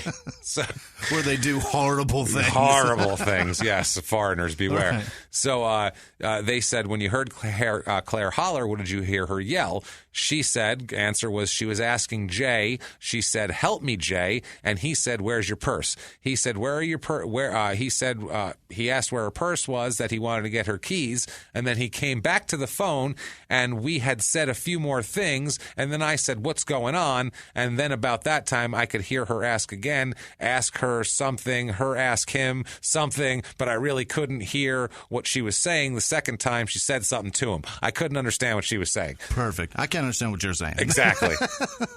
He was on the phone. She heard the noise. The phone dropped. She heard Claire say, I need help. He said, where's your purse? He came back on the phone. They said a couple things. Phone dropped again. Heard some more noises. That's it there. What she actually heard was gunshots rolling, ricocheting throughout the fucking building. Gunshots and yelling and the aftermath thereafter. They asked her, did you hear Mrs. Paravicini start to cry? She says no. They said, so this all happened here. So all this, so there's some shit happening when she's on the phone, actually, as you might imagine. They said, okay, when she was screaming or not, did she sound upset to you? And this is talking about Claire. Yeah. And Sandra said yes. They said, did you hear her cry? And she said, I could tell she was real upset, but I couldn't actually, it really happened so fast, So that makes sense. Now, while he was on the phone, what was going on? Was it fat people trying to get through a trailer door? I'm curious. Let's find out. While on the phone, he ended up, Jay puts the phone down, like they said, walks into the Paravicini's bedroom where Claire was in bed, and she's just hanging out in bed. It's 6:20 in the morning. He grabs a .22 caliber automatic rifle. So he grabs that.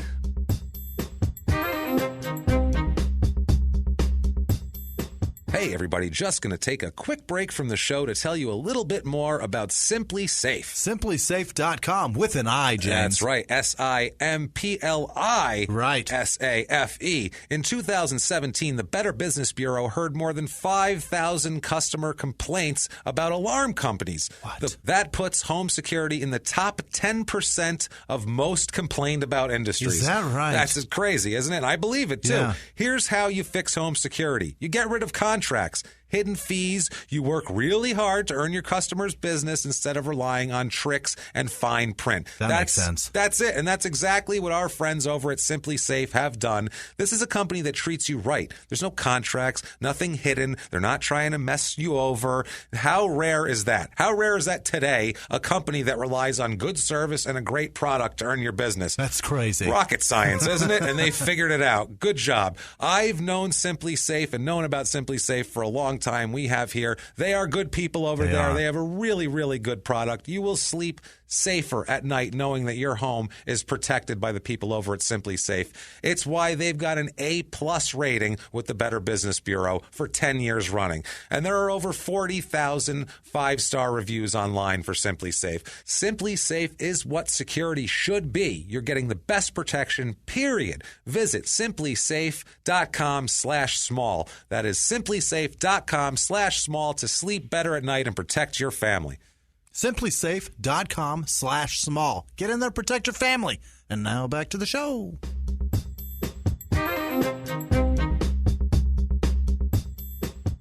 Now, he's still on the phone with her while this is happening, okay? He's on the phone with her. Williams walks over and shoots Jeffrey. Okay. She shoots Jeffrey in the face and hand. He does, not she does. Right. Williams, J-Bug, shoots young Jeffrey in the face and hand. Okay. Gerald then runs over with one shot. With two shots. Face and hand. One was in the face. The other one was like he was putting his hand up and he got shot again. Got it. So then Gerald, the husband, Paravicini, he runs over to Jeffrey's aid, obviously. His son just got shot. So then J-Bug here shoots Gerald in the base of the neck on the left side. Oh, Jesus. And shoots him in the upper left chest area. Where the heart is. Where you would maybe hit something that's valuable to you. So this is fucking crazy. Gerald is hurt bad. Jeffrey, regardless of being shot in the face and hand, runs outside, runs over to a neighbor's house to get help. Is his plan. Good plan. Let's get near other people. Right. So Gerald also the sticks out there. Somebody else has got a gun too. Yeah, that's the thing, and you just want somebody to get power, strength in numbers here. So Gerald runs out of the home also, shot in the face and the neck, in the neck and chest. He somehow gets out of the home, bleeding profusely. It's at this point that Claire stirs from the bedroom. What's going on out here? After 4 shots, she hears this shot, the second gunshot that he hit with Gerald with. She comes out, looks outside. She sees Jeffrey running away, and she sees Gerald in the yard lying down bleeding. So if you wake up at 6:20 in the morning and you have no idea what's going on, and there's a guy with a rifle, and your son's running away, and your husband's bleeding in the yard, that's a fucking hell of a way to wake up. It's not a happy morning. That is not a happy morning. That day can only get better from there, I would think. Or worse. We'll find out which one it is. So Claire comes out. She sees all of this. Gerald's in the yard. Gerald is yelling to her, get help, obviously, because he's bleeding to death. So Claire runs next door to a man's house named George Evans. She runs to get him. She then runs back to Gerald, who at that time had got himself up and tried to walk farther away from the house and who collapsed by the road. My God, this guy's tough. He is. Gerald's a tough bastard. He's trying. So Claire runs over to him to try to comfort him and help him. Meanwhile, his son's running down the street, too, trying to get away. So George Evans next door, follows Claire outside, runs out to help her. He brings with him a shotgun, though. Man. So that's something that'll help at this situation. So this guy is protecting her, leading her outside with this shotgun. He looks to his right and sees Jay Williams standing in the doorway of the trailer, about 100 feet of space between them. That's a problem with a shotgun. Yeah, holding a rifle in his hand. So George Evans, 100 feet, not 100 yards. So you're just going to spray the whole area. You're going to hit something with that fucking shotgun. Not much, though. It's going to hurt. It might piss him off real good. You're going to scatter if someone points it at you, probably. So Evans brings the shotgun up and aims it at Williams, telling Williams not to shoot his fucking gun because he's going to shoot back. So Williams sees the firepower there and goes, maybe I don't want to get into a firefight here. Kind of wanted to shoot an unarmed teenager, not an armed hillbilly. So Williams ducks back into the trailer, and Evans runs back to his trailer with a shotgun. He's like, gone. Fuck that shit. You're on your own, Claire. Yeah, goddamn it. I already did Vietnam. I'm getting the fuck out of here. I got to get a shirt under these overalls. That's the thing. You need a shirt. I need a shirt under my overalls. Oh, we talked about that a lot. Too early for this shit. That's a callback joke, if you guys don't know, from Crime and Sports, where we discussed, for some reason... overalls have just been embarrassing. In the 80s, they put wrestlers in overalls with no shirts on. And Vince McMahon said, I like his look. That side tit is terrifying. Get that shirt off of there. I want to see his side tit popping out of those overalls. Come on. So, anyway, George Evans runs back into the other trailer like a smart man, like we said. Meanwhile, Sandra's still on the phone, like we said this whole time. She heard two cracking, popping, unknown noises. Williams picks the phone back up again. She's saying JJJ, and he just dropped the phone again. Now, this is coming from the other side, what Claire saw. Now, Claire is trying to help Gerald stand up to get away from this, maybe get her into the other guy's trailer, or house or trailer, or whatever the fuck is next door. She finds out that she can't get him up. Blood loss is too much, and he can't stand. He's got no energy. She's got no energy. So she... ballsy, knowing that Williams is in the trailer, she anyway still goes and runs back into the trailer to find something to stop Gerald's bleeding. Is that crazy or brave? And to get her car keys to take him to the hospital. God. It's both. Is it? Is it shock? I mean, it's instinct. Yeah. It's something that you would see a mother do when their kids are hurt. Right. And they would be like, I don't give a fuck. I'm going in there. They go into burning buildings for their kid. Like, they don't care. Like, but this is some next level wifery right here. Yeah. This is some shit. This is wild. She needs him alive. She's got no life insurance. That's what it is. She's like, we didn't sign the paperwork. Right. Please don't die. Live, goddammit. So this poor woman, Jesus Christ. I mean, she's got her son shot, her husband shot. She's scared shitless, and she doesn't give a fuck. She bravely goes back into this trailer to get something, to get the car keys. What she finds, though, obviously, is Williams, who waves the rifle at her and tells her to get back and leave him alone or else he'd kill her. Okay. Now, think about this. Claire replied to him, now this is a guy who just indiscriminately shot your husband and your son, and she doesn't give a fuck. She's in his face. She is asking him to help her. Yeah. She's saying, he's hurt out there. Gerald's hurt. You need to fucking help me. Yeah. Stop being a dick and help me here.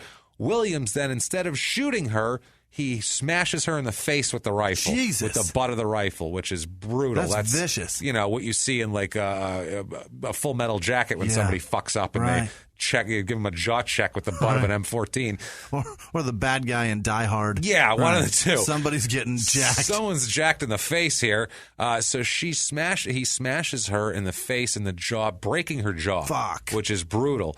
But he does not shoot her. Okay. Which I find so strange. It's fascinating. It's fascinating. Yeah. Is it not fascinating that he obviously just didn't seem to give a shit about human life, but got to the point where he had to physically get her away from him without killing her, which is amazing that he did. I don't know what the psychology is there. I don't know if that's I don't know. Was she nice to the bully at some point? That's what I mean. Yeah. Was she must have been so fucking nice to him. Like, maybe she talked Gerald into letting him stay there. That's what I mean. Is she the one who's like sponsored him into the situation? Is she the one who knows him well? Like, it's got to be. Like, oh, he's a nice guy. He's just troubled. She's trying. I don't know what it is, but somehow he leaves her. Or she's an amazing cook, and he comes home and there's always dinner on the table. Yeah, he leaves her with her life, broken jaw, but her life, and he leaves with other things of hers. He leaves with her purse, which has her credit cards, checkbook, over $500 cash, all this shit. So,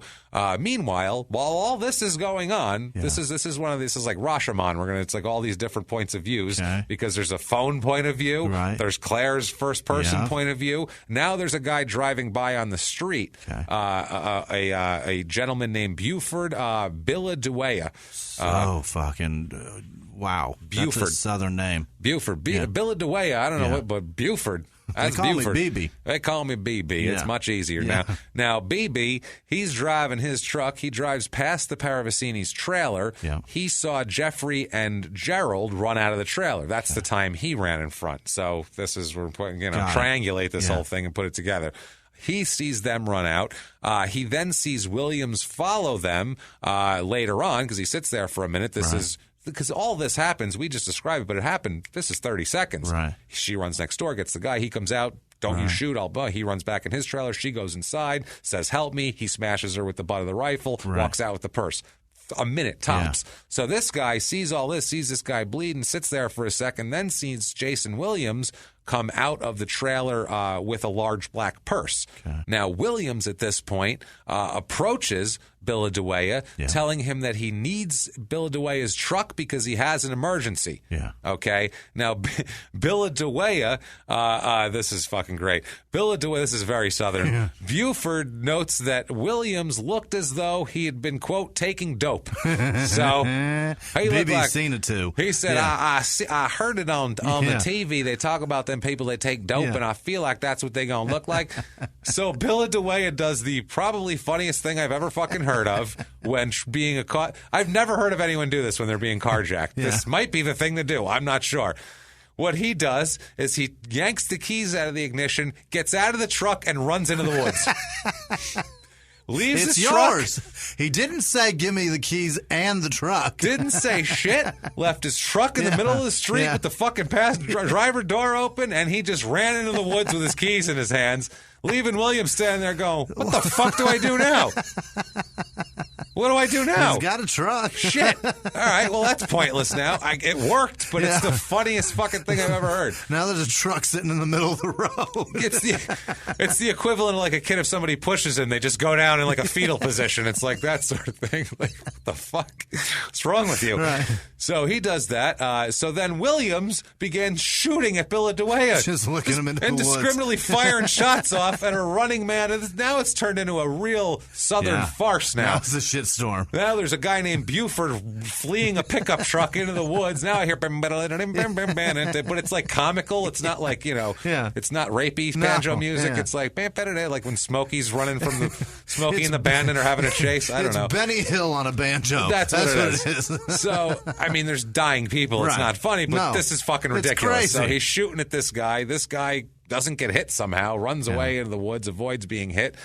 So now Williams is standing there like, shit, I can't do anything with this truck. Yeah. What do I do now? So he turns and walks up the road about 100 yards. There he finds the home of Linda and Freddie Barber. Okay. Now, Williams knew them just from around the neighborhood. Since he's been there, there's like a hoop in the neighborhood apparently, and he's like gone and shot hoops with their kids for a little bit. Their sons and play some cornhole on the weekends or some shit. Their sons Brad and Brian have played basketball with him outside. Just shot some hoops, and he goes inside. Whatever. Yeah. He's not best friends with these people. He just knows of them, knows their name. Hey, Freddie. Hey, fucking whatever. Hey, J Bug. How you doing? Right. So also too, they'd been at church on a couple of occasions together with them. So he went to church with the Paravacinis and knew these people from there. Introduced them, the whole deal. So Williams here, J-Bug, attempts to enter their home. He's trying to break into the Barber's house or trailer, whatever. Got to be very specific here. Now, Linda Barber is into their shelter, into their dwelling. So now Linda Barber was getting ready for work at the U.S. Post Office. So she's going to work for the Postal Service. Rain or shine. Rain or shine. Yep. She's showing up. She answers the front door. She's just like, oh, that's that guy from down the street. Well, I wonder what he wants so early in the morning. Early for basketball. Who knows? Something might be wrong. Maybe Claire needs some sugar. I don't fucking know. Maybe she ran out of whatever. So she opens the door. When she opens the door, Williams immediately shoots her in the head. Oh, my God. Immediately shoots her in the head. So Right now. No questions. No, shoots her twice in the head like nobody's business. Pow, pow. That's it for Linda there. Poor Linda Barber. I mean, Jesus Christ. It's 6 o'clock in the morning, 6:30 in the morning. She opens her door. Oh, there's a neighbor. Gunshots to the head. That's insane. So now next, J-Bug here goes into the kitchen where Freddie Barber is just sitting there at the table drinking coffee, minding his own fucking business. So what does Jason Williams do? Shoots him right in the head. Oh, my God. These people have done nothing to him. Nothing. No, they're not even in his way. No. It's not even like they're trying to, keep him, retain him. They're not trying to hold him till the cops get there. They don't know they're just in their house, man. Jesus. Like, this is fucking nuts. He's just wandering through shooting people. Next, he goes down the hall and finds son Brian, sleeping in his bed and shoots him while he's asleep in his bed. Fuck. Multiple gunshot wounds, 2 of which ended up being found in his head. Okay. So I think it was 3 gunshots altogether, 2 of which in his head. That's fucked up. Killed him in bed. He never knew. Never knew what happened. All three of these very close range. Yeah. Shot Linda. She opened the door. She's face to face right there. Walked right into the kitchen. It's a small trailer kitchen, man. It's not not like he's shooting across a great room of a mansion. Right in the head, and then walked up on a sleeping child and put a gun to him and shot him 3 fucking times there. This is insanity. All close range. Now Brad, through this whole thing, was sleeping in the back. The son Brad, he awoke to the sounds of screaming and gunshots reverberating through a tin trailer. That'll happen. So he heard Brad, a bunch of fat people getting out of doors. Yeah, and he's shit. like, who invited fat people? We don't know fat people. Our aunt and Uncle Bill. And where are they now? I thought they weren't coming over till later. They are fat as shit, and you never just wait. You wait for her to go through the door, then walk through. Wait it. Now, your what the hell are you doing? turn. Goddamn rednecks. He doesn't like the rednecks either. I have to live here, but I ain't gotta like it. So. Poor Brad, he gets up and opens his door and looks out to see what the fuck's going on. Williams turns around like the fucking Terminator. Oh, no. Sees him poke his head out of the door, starts walking toward him. There's somebody else to fucking shoot. So he ends up, Brad ducks back into his bedroom and locks the door. Yeah. You locked a hollow core trailer door. That's not going to do much. Williams quickly kicked it in or went really hard. One of the two, it flew off the fucking hinges. So Brad, though, he's a goddamn fighter. Yeah. Brad doesn't just fall down in the fetal position and take his fate and accept it. He grabs the barrel of the gun, like reaches out, not grabs it like you're grabbing your dick, like long ways. He grabs it like just cups the front with the front of the barrel over his palm, just like grabbing it. And just you're reaching out, trying to push it away from you. Trying to survive. Yeah, that's I guess that's the advantage of a close range attack. This sort of thing. Williams just pulls the trigger, shoots him in the hand, blows a shot through his hand. The two of them struggle now because they're in close range, and he had the gun. He shoots it, so it knocks that hand off, but he keeps trying to struggle. And it's hard to get a rifle at someone who's on top of you because you can't. It's too long. You need range. You're like Dave Winfield at the plate. Like you like that outside pitch you can extend your arms on. You know what I mean? Like in the 70s, it's one of those things. Like you don't want to get jammed up. That's kind of the whole idea of a handgun. Yeah, it's a little better in close quarters. Right. So this not so great here. So Brad ends up somehow manages to escape out of his grips, out of Williams' grips, and burst through the back door and get out of the home. Great. Somehow gets out of the house and runs through the woods. Okay. Apparently, if anyone's attacking you, just find the nearest woods and run toward them, because that's where you're safe. I don't know what the fuck to tell you. Sidestep, bob and weave around trees. Just get the fuck out of there. It's called an Alabama panic room, I believe, is the woods. Also an Alabama rape room. Also, that's one of the two. So, that would cause panic. So there you go. But in this case, I would rather be raped than murdered. I would say, I think so. I don't know if maybe. Yeah, I think I would. Yeah. So he runs through I don't know. Maybe it's, I don't know. I don't know how to say you that. never know. I don't want someone to go, well, I wish I was dead. No, fine. All right. Good. I don't know. That's off this. Neither here nor there. There's no rape in the story. This is terrifying. No rape in the story. I'll guarantee you that much. All There's zero rape. Good. Absolutely none. So, so at this point, he runs through the woods, and his sister lives on the other side of the woods from their house. So he runs to his sister's house to safety. Now, Williams looks around the house, takes the barber's keys, and steals some money and shit that he finds, and grabs their van and drives off. Okay. He's gone. Fucking takes off out of the neighborhood, screaming down the street in a stolen van. Yeah. Now, February 16th, 2 days, that was the 15th, now the morning of the 15th, the next day, he has reached the Mississippi-Louisiana border. So he's crossed the border. You're right by the border to Mississippi. Right. Crossed into there and then crossed the entire state of Mississippi. All the way across, I assume on the 10. Yeah. All the way across Mississippi. He reaches the Mississippi-Louisiana border and goes to a payphone and calls Sandra Elzy. Why? You have thoroughly fucked that up. Yeah. And I assume...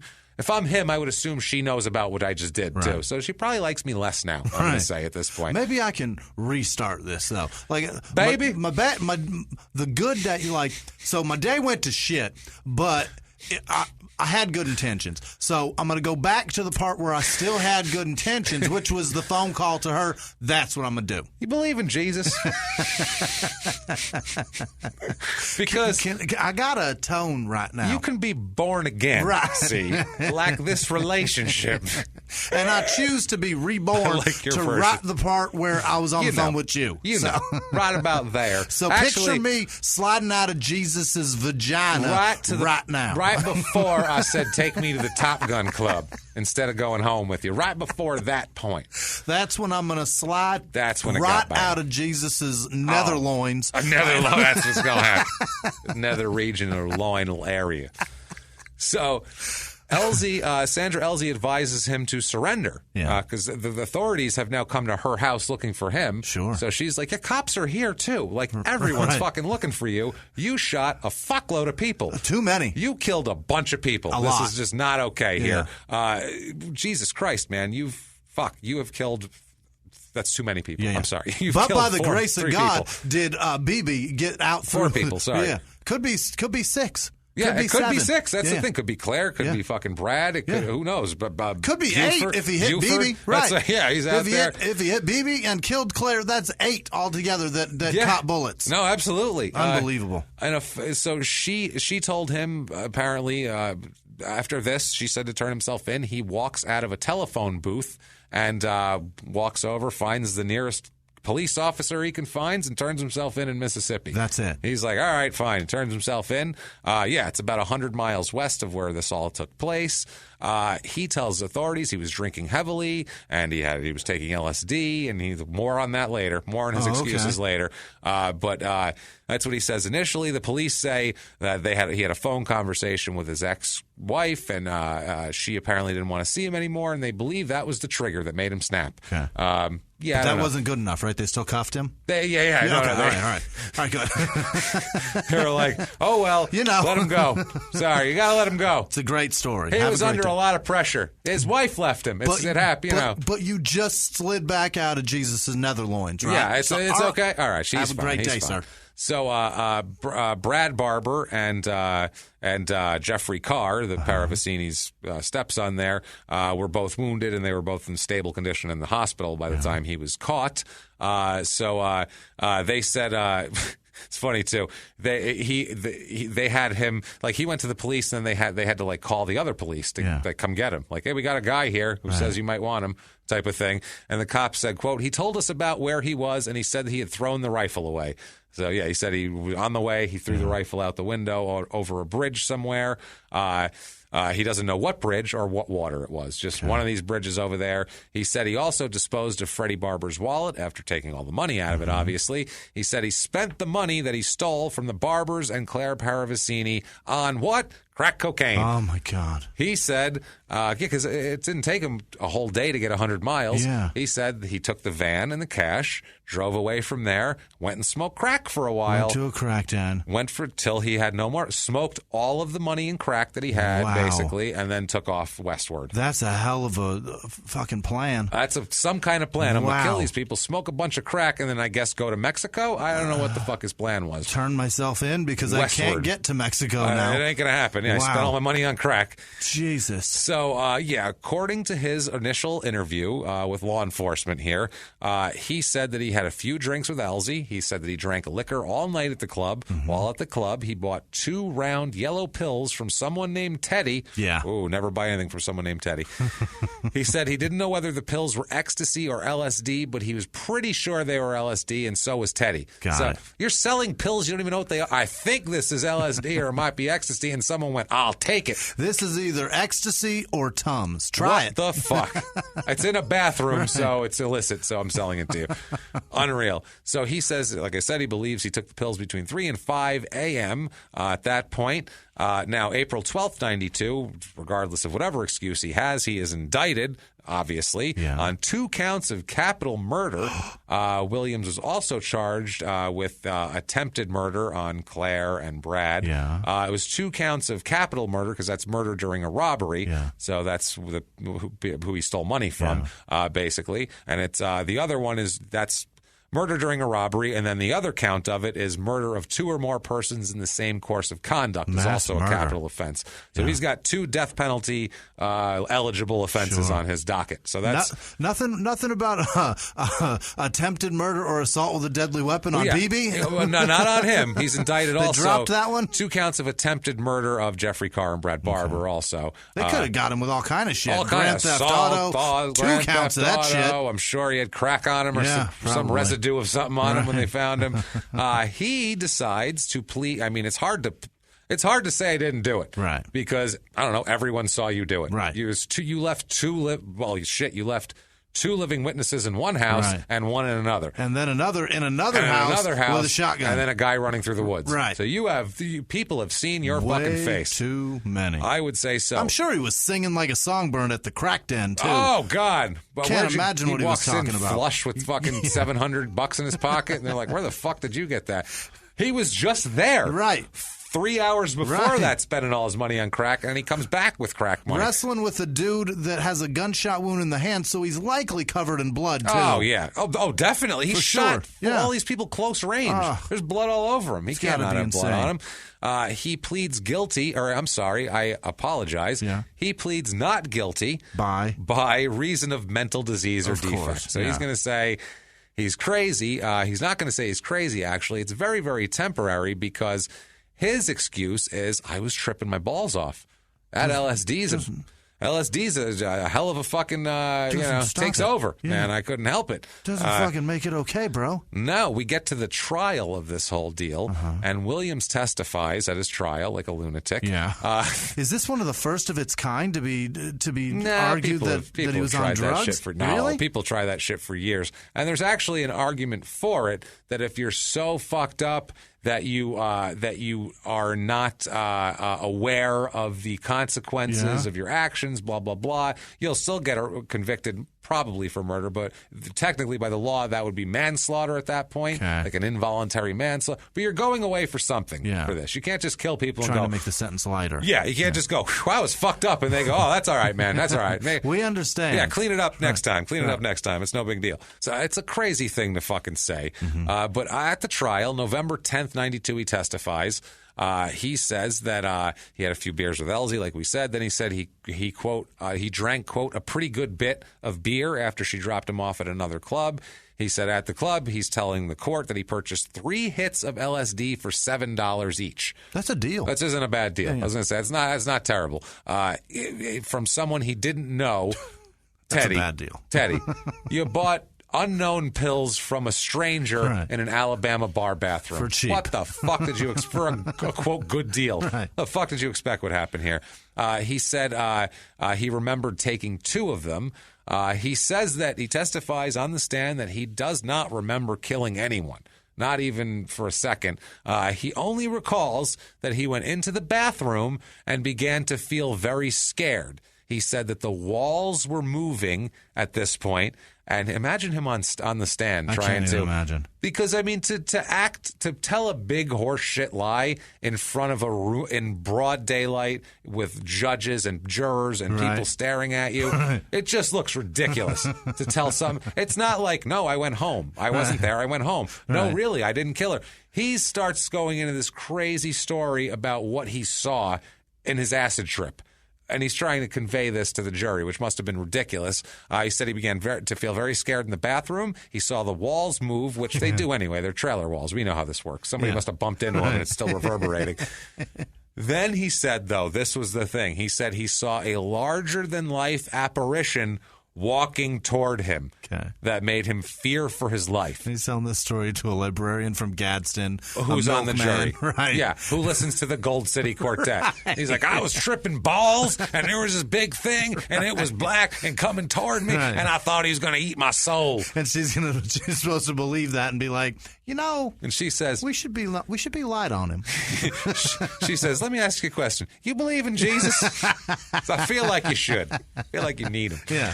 So, he said all that. He's a larger-than-life apparition.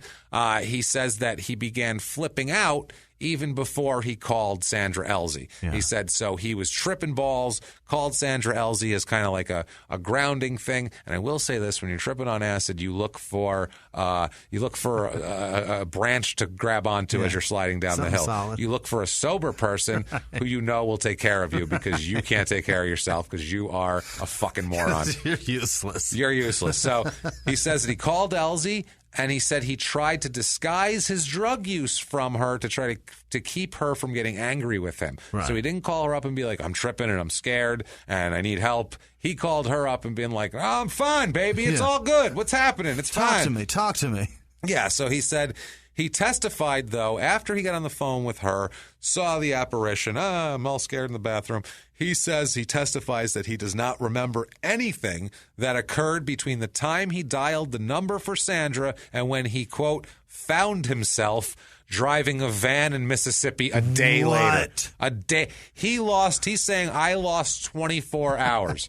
I blacked out for 24 hours. Nope. Sorry. First of all, acid doesn't last 24 hours. Second of all, you don't black out from acid. No. Third of all, no.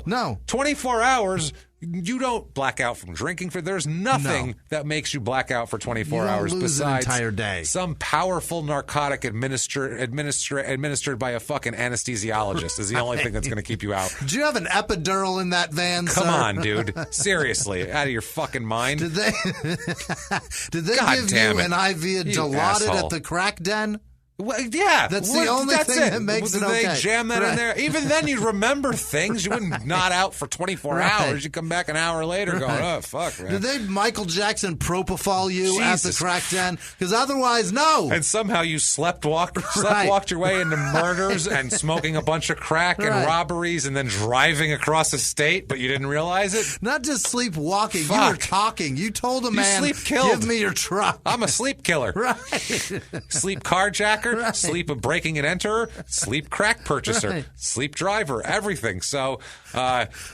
Although that would be amazing to pass out and then just wake up somewhere else. Yeah. You know what I mean? Like, we don't have that sort of technology Nope. yet. Where I can't sleep on planes, so that's not a thing. Yeah.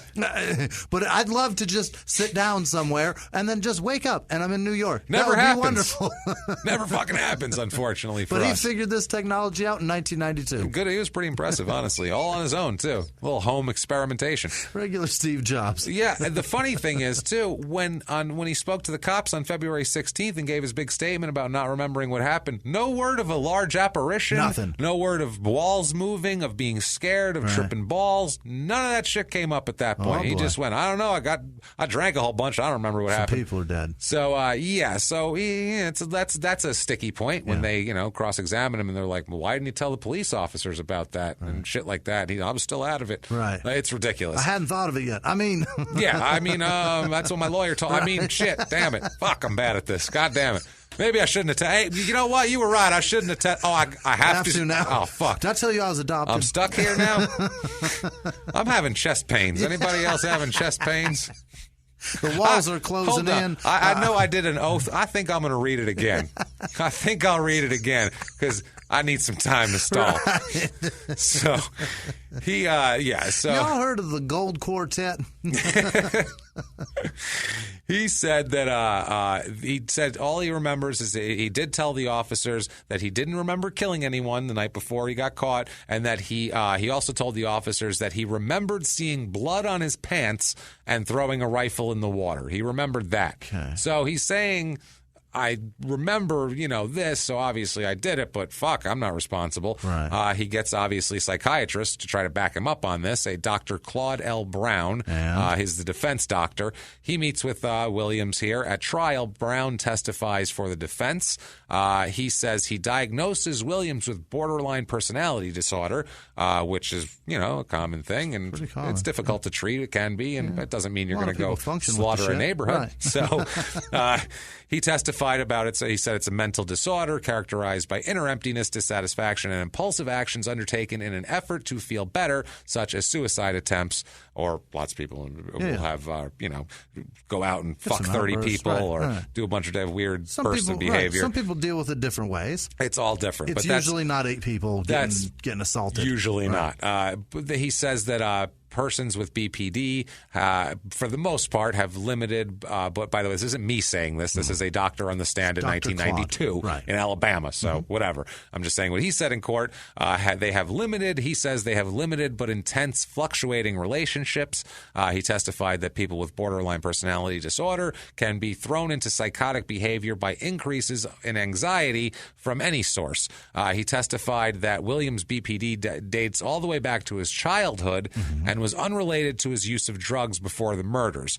He also testified that LSD is per weight, per whatever, pound for pound, the most psychogenic drug in the world. He testified that LSD causes frightening distortions and detachments from reality, like psychosis. Furthermore, using alcohol and cocaine with LSD exaggerates these responses, which isn't very true. And I've taken acid, and I know a lot of people have taken acid. You never see wholesale things appear. Never happens. That's shit that happens in movies. In real life, you see shit distorted and a little melty and different, or you look Sit down in a chair and it's softer than it should be. I remember my friend Tom looked like a witch. Like just the way his face, and I was like, ooh, weird. But I didn't see a witch appear, and then he was sitting in front of him. Like, that's ridiculous. So it's bullshit. So isn't this fun? Isn't it fun? He also says on the stand that Williams was psychotic at the time of the killings. Furthermore, Williams was suffering from this mental disease or defect rendered him unable to appreciate the nature and quality or wrongfulness of his acts, which is the legal definition of crazy or whatever, of not criminally responsible. He also says that this psychosis resulted from a combination of pre-existing personality structure acted upon by the heavy overload of drugs that he'd been taking all night, and then finally set off by the stressor of Sandra being mad at him. Now give me a paycheck. All this, boom, now pay me. I've said it on the stand. I would like my paycheck, sir. Yeah, and he also says that his BPD in and of itself probably didn't trigger this conduct, but had Williams been sober, the murders probably wouldn't have occurred. That's his opinion. Now, the state doctor, slightly different opinion. A little bit. He also diagnoses Williams with BPD, which is fine. Also, antisocial personality disorder, and also substance abuse, which the other guy didn't talk too much about. He just talked about that day. This Dr. Harry McLaren testified that given Williams' account of his drug and alcohol ingestion, he was probably very intoxicated at the time of the killings, just based on his statements, but those are self-serving statements. Also, it's a guy that's probably talking about if he ingested that much shit. You're talking about a man a that pro. This even keels him. He took a bunch of pills, smoked a bunch of crack, but it's no different than day before. I know a guy used to do a whole bunch of shit and get in the car and drive fine. I was like, how do you do that? I don't know how he did it back in the day. We were like 17, by the way, so don't say you shouldn't let people do that. We were 17. I had no idea you shouldn't let people do that. Drank and drove. Everybody was just like, I think I can get home, and then you go. So and I did. It's not good, too. You shouldn't do that. But no, I'm not proud of it. No. I'm just saying I did it a lot, not and you. I never everybody. hurt nobody. So he also testifies that psychosis resulting from LSD can last from 8 to 12 hours, and that Williams' amnesia was possibly chemically induced. He also testified that when some people are highly intoxicated from hallucinogenic drugs, they may display some symptoms of psychosis. He says he met with him a whole bunch of times. The guy Williams gave this doctor the same story about the club and the whiskey. And now there's a long purple tablet involved in addition to the other one. So that came out of nowhere with this guy. Himself some Nexium. He told this guy that he went to a house, and on 2 different trips he bought crack. He said he remembered arguing on the phone. This is what he told the doctor, and then he flipped out, felt frightened. He gave this guy the same bullshit story. He says that he tells Dr. McLaren that he heard someone holler his name and felt like everyone was out to get him after the large apparition appeared. And then he told the doctor that he thought the only way out of this trailer was to shoot his way out. Wow. The only way out of the trailer, to shoot his way out. It's a door that breaks real easy. It's a door that breaks. And not to mention, you could have left at any time, and you hit Claire with a rifle, and then you went up the street and tried to run. You did a lot. If you just shot one person and then snap back to reality, I might give it to you. I might go, fuck, let him do 5 years and maybe he didn't know any better. No, you did a whole bunch of shit. Sorry. And still, if he shoots one person, but if that person's not dead, that's the difference. That's the difference. If you kill them, you can go fuck yourself. Maybe go to jail for the rest of your life. I think so. He said he had no other memories again until he found himself driving the van to Mississippi. This doctor basically said that Williams had no significant psychiatric history other than the attempted suicide back in 1990. He knew the wrongfulness of his acts, regardless of the drugs, and he testified that since drugs and alcohol exacerbated Williams' borderline personality disorder, without intoxication, Williams probably would not have killed these people. But what fucking difference does that make? Other witnesses at trial testified that they thought Williams had taken drugs that night. A Gregory Rockwell, who he worked the door at the club that he was at, the Top Gun Club. This guy, he testified that he saw Williams arrive around 11:30, which makes sense because Sandra wanted to go home at 11, and leave around 1 a.m. They said Williams returned within an hour. So they leave at 1. This makes sense because he said he went and bought crack twice in the night. So he says they left at 1 a.m., returned within an hour, appearing disheveled, sweating profusely, jumping and dancing around, which sounds like, I just smoked a whole bunch of crack. And then when he left later on in the night. Jumping and dancing. Well, you're in a club. Okay. And plus, I'm picturing him getting out of a car, jumping and dancing all the way to the door. He went jumping and dancing, and then also he said he probably took some ecstasy or some shit like that, and that'll make you jump and dance, and sweating profusely is all those things. So all this shit going on right now, it's fucking crazy. So Rockwell said that he thought Williams appeared as though he was tripping on LSD at the time. Got it. But that's at 1 a.m. Yeah. Now also at Kelso Stewart testified that Williams asked him if he knew where some LSD or crack cocaine could be located that night. That is a big difference. Yeah. I'm looking for kale or a Big Mac. Can I find those anywhere? What the fuck is that?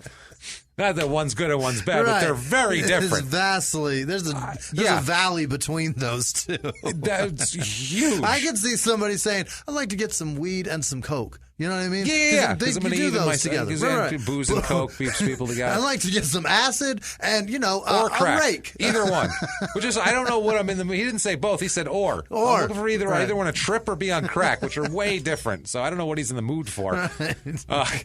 He said, this Stewart said that he left the bar between 3 and 4 a.m., Jay Williams did, and when he returned, he also, between 3 and 4 a.m., found Williams disheveled and sweaty and hyper. Mm-hmm. Sounds like he went and got crack and came back, hung out, partied, went back, got some more crack, is what it sounds like. He chose the crack. He chose the crack. So, as you can imagine, this trial, I mean, there's not a whole lot of mystery to who did it. He fucking did it. It's just a matter of if a 1992 Alabama jury feels bad for a guy because he was all fucked up on hippie drugs. So, what do you think's going to happen? Think they're going to let him off? Somebody's about to have some fried chicken and smashed that's potatoes. What I'm saying here. Yeah, you know that. Someone's going to have some last words. Yeah. November 11th, 1992 is the verdict. Yeah. The jury, after not that long, returns a guilty verdict on one count of intentional murder during the course of a robbery for the deaths of Freddie Barber and Linda Barber. Also returned a guilty verdict for the capital offense of intentional murder for the deaths of Gerald and Freddie Barber, and all of them together in that, the one we told you about. Yeah. There's the robbery one, and there's the killing more than two people at once thing. Right. Got him on both of those. Okay. Convicted. Then the jury has to make a recommendation for sentencing, and then the judge actually does the sentencing. Got it. Jury, by a vote of 10-2, because this is just a majority here, jury votes for the death sentence for him for these murders. Two people said maybe not. Two people just probably were not death penalty advocates. Probably just two people who don't believe in the death penalty and whatever. And also they might have thought, maybe he was super fucked up and I don't want to kill a guy. People, A couple of people with DUIs that are like, listen, I told that cop shit. I didn't know what I was doing. I don't remember shit. I've been there. I've not remembered things. So now December 1st, 1992 is sentencing. And during the sentencing hearing, Williams' actual mother is there, his real mother. The one that gave birth. The one that gave birth to him is there, Patricia Neal. And she begged the jury not to recommend the death penalty. Before they did, she said, quote, "I just blame me because I was not a mother to my son like I should have been. Please don't kill my son."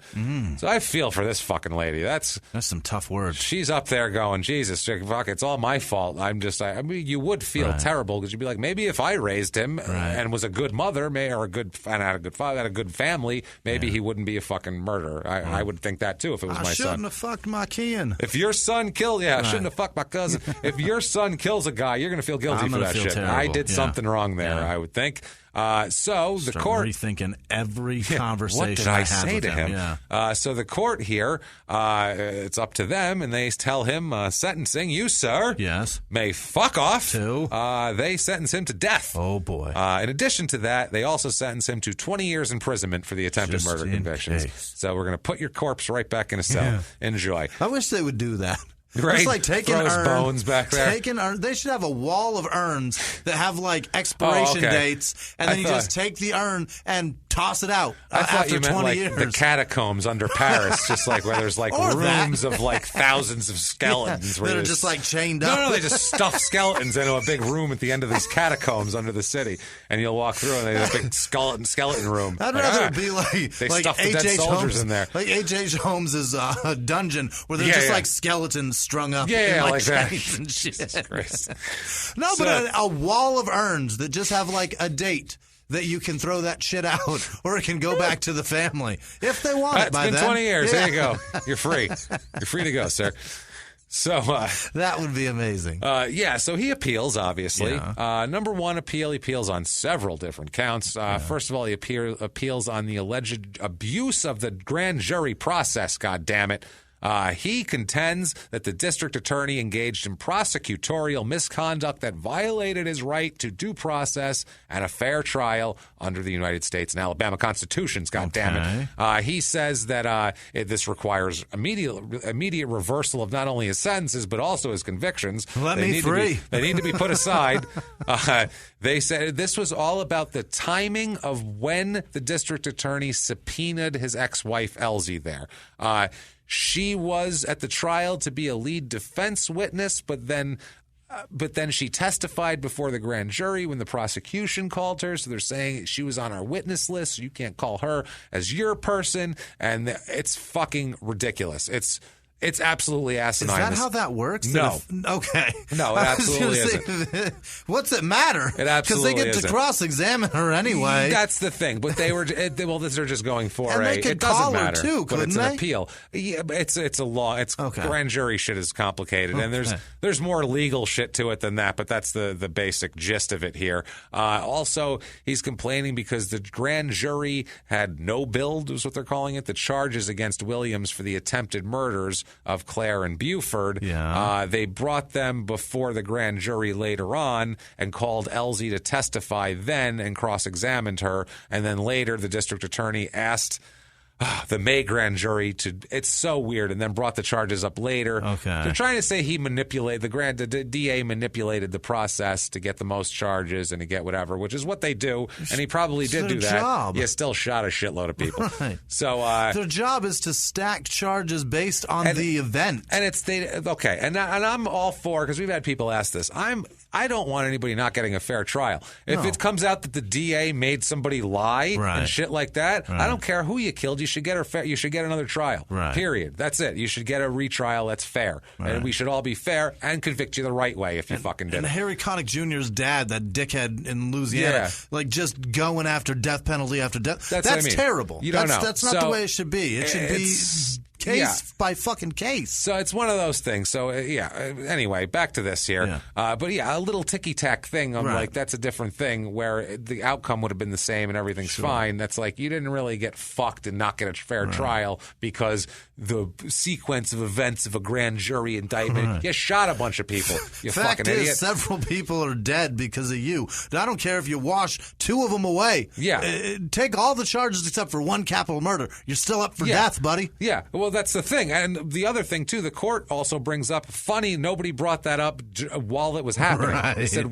you were so outraged by the prosecutorial abuse of the grand jury process, but not until you were convicted. At the time, you never even said objection. Right. That never came up. Until the judge says, I'm imposing the death penalty. That's when you go, I got problems. I got all sorts of problems. Oh, my God. Judge, we got to talk. Holy cow. The whole thing's an issue. Grand juries. I didn't do nothing. Apparitions and such. You know how it is. So Jesus' tenderloin. Anyway. It's birthed me. So direct appeals here in August of 1996, the Alabama Court of Criminal Appeals affirms his convictions and his death sentence. On October 3rd, 1997, the Supreme Court of Alabama affirms the decision of the Alabama Court of Appeals, which is just backing up the affirmation of the sentence and the conviction. On June 15th, 1998, the U.S. Supreme Court denied Williams' petition for his writ there.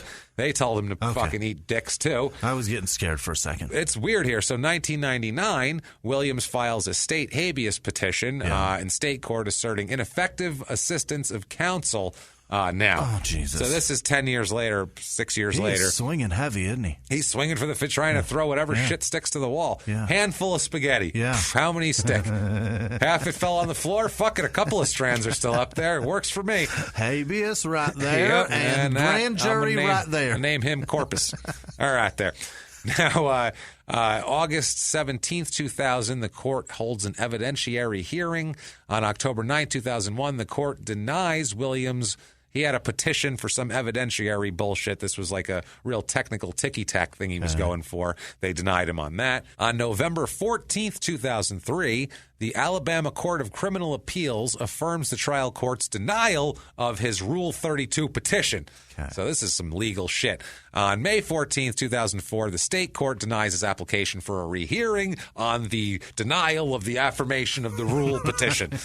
That's literally what it is here. Holy fuck. Penalty. Of the death penalty of the blah, blah, blah, blah, blah, blah, blah, blah. And he shoots Buford and a partridge in a pear tree. Fuck. So October 1st, 2004, the Alabama Supreme Court denies his petition for a writ of, what is it, certiorari or whatever the fuck it is. Sounds right. I never know how to say that. It's fucking Latin.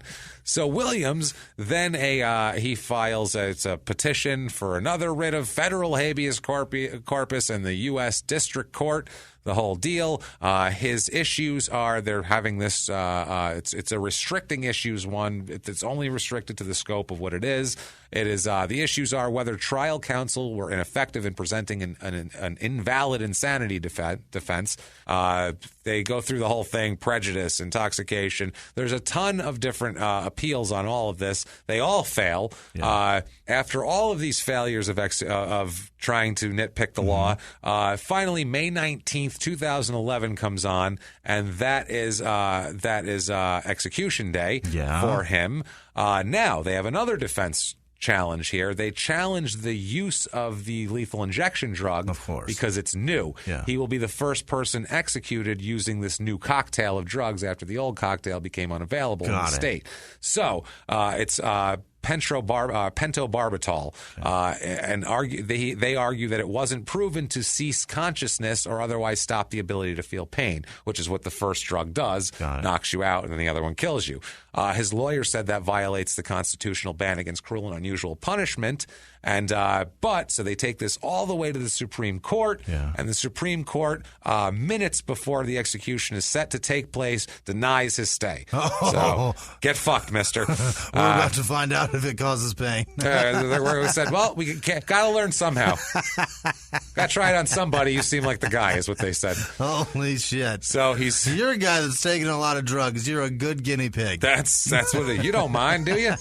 So he's scheduled to be executed at 6 p.m. on that day, May 19th, 2011. Like we said, in April, they changed the protocol for the lethal injection. It was a month before. He filed all of these things. He also filed motions in district court, went all the way up to the Supreme Court, and was denied. At 12:55 p.m., Alabama Governor Robert Bentley, he's the final hope for a stay from the governor. You wait for that call. He said, no, thanks. I'm good. I got shit to do tonight, so I won't be calling anything. I'm going to be out to dinner with some friends, having some drinks. He said he will not intervene in the execution, according to his spokesman. At 1 o'clock in the afternoon. Yeah, he's like, I've for sure, let him have it. I would have done this yesterday, honestly. We don't even need to wait till 6. We can move it up if we need to. So they said the day of his execution, he spent most of the day visiting with his mother, an aunt of his. and they're not the same person. Right. His mother and his aunt are both there. The two women. Yeah. And other relatives in a visitation area at the prison. He did not request a last meal, but he ate a last meal, Jimmy. Yeah, He didn't what request was a it? special one. What he ended up eating, this is the most depressing last meal we've ever heard, ever. He ate hot wings and sandwiches that relatives bought for him out of a vending machine. What? A vending machine. Vending machine hot wings? He didn't even come from the shit prison kitchen. It wasn't even the regular meal on a tray. He ate vending machine hot wings and How does that even work? one of those bad sandwiches with the plastic piece of yellow American cheese on it that's awful, and the thick turkey, and it's cut in a triangle. and it always has mayonnaise on it, no matter what, even though and it's warm. that's what he ate of his last fucking meal from a vending machine. The vending machine chicken wings are what's getting me, though. That's how do you Jesus even make Christ. that? That's what I mean. You put them in a bottle. At least order fucking Pizza Hut chicken What the wings. fuck, man? Jesus Christ. Were they So- boneless? I hope so. I hope he didn't have to pick the meat off him, too. He just pop him in his mouth. That's so gross. So prior to his execution, they do ask him if he has any last words, and his last words are, quote, "I hope that the families of the victims forgive me for what I've done." So that's his last words. I don't even forgive you for eating Hot wing, vending machine hot wings. Vending machine. No shit. He smiled. At least order a pint of ice cream like Something. everybody yeah, else. get some fucking Haagen-Dazs Right. like a normal person. Jesus.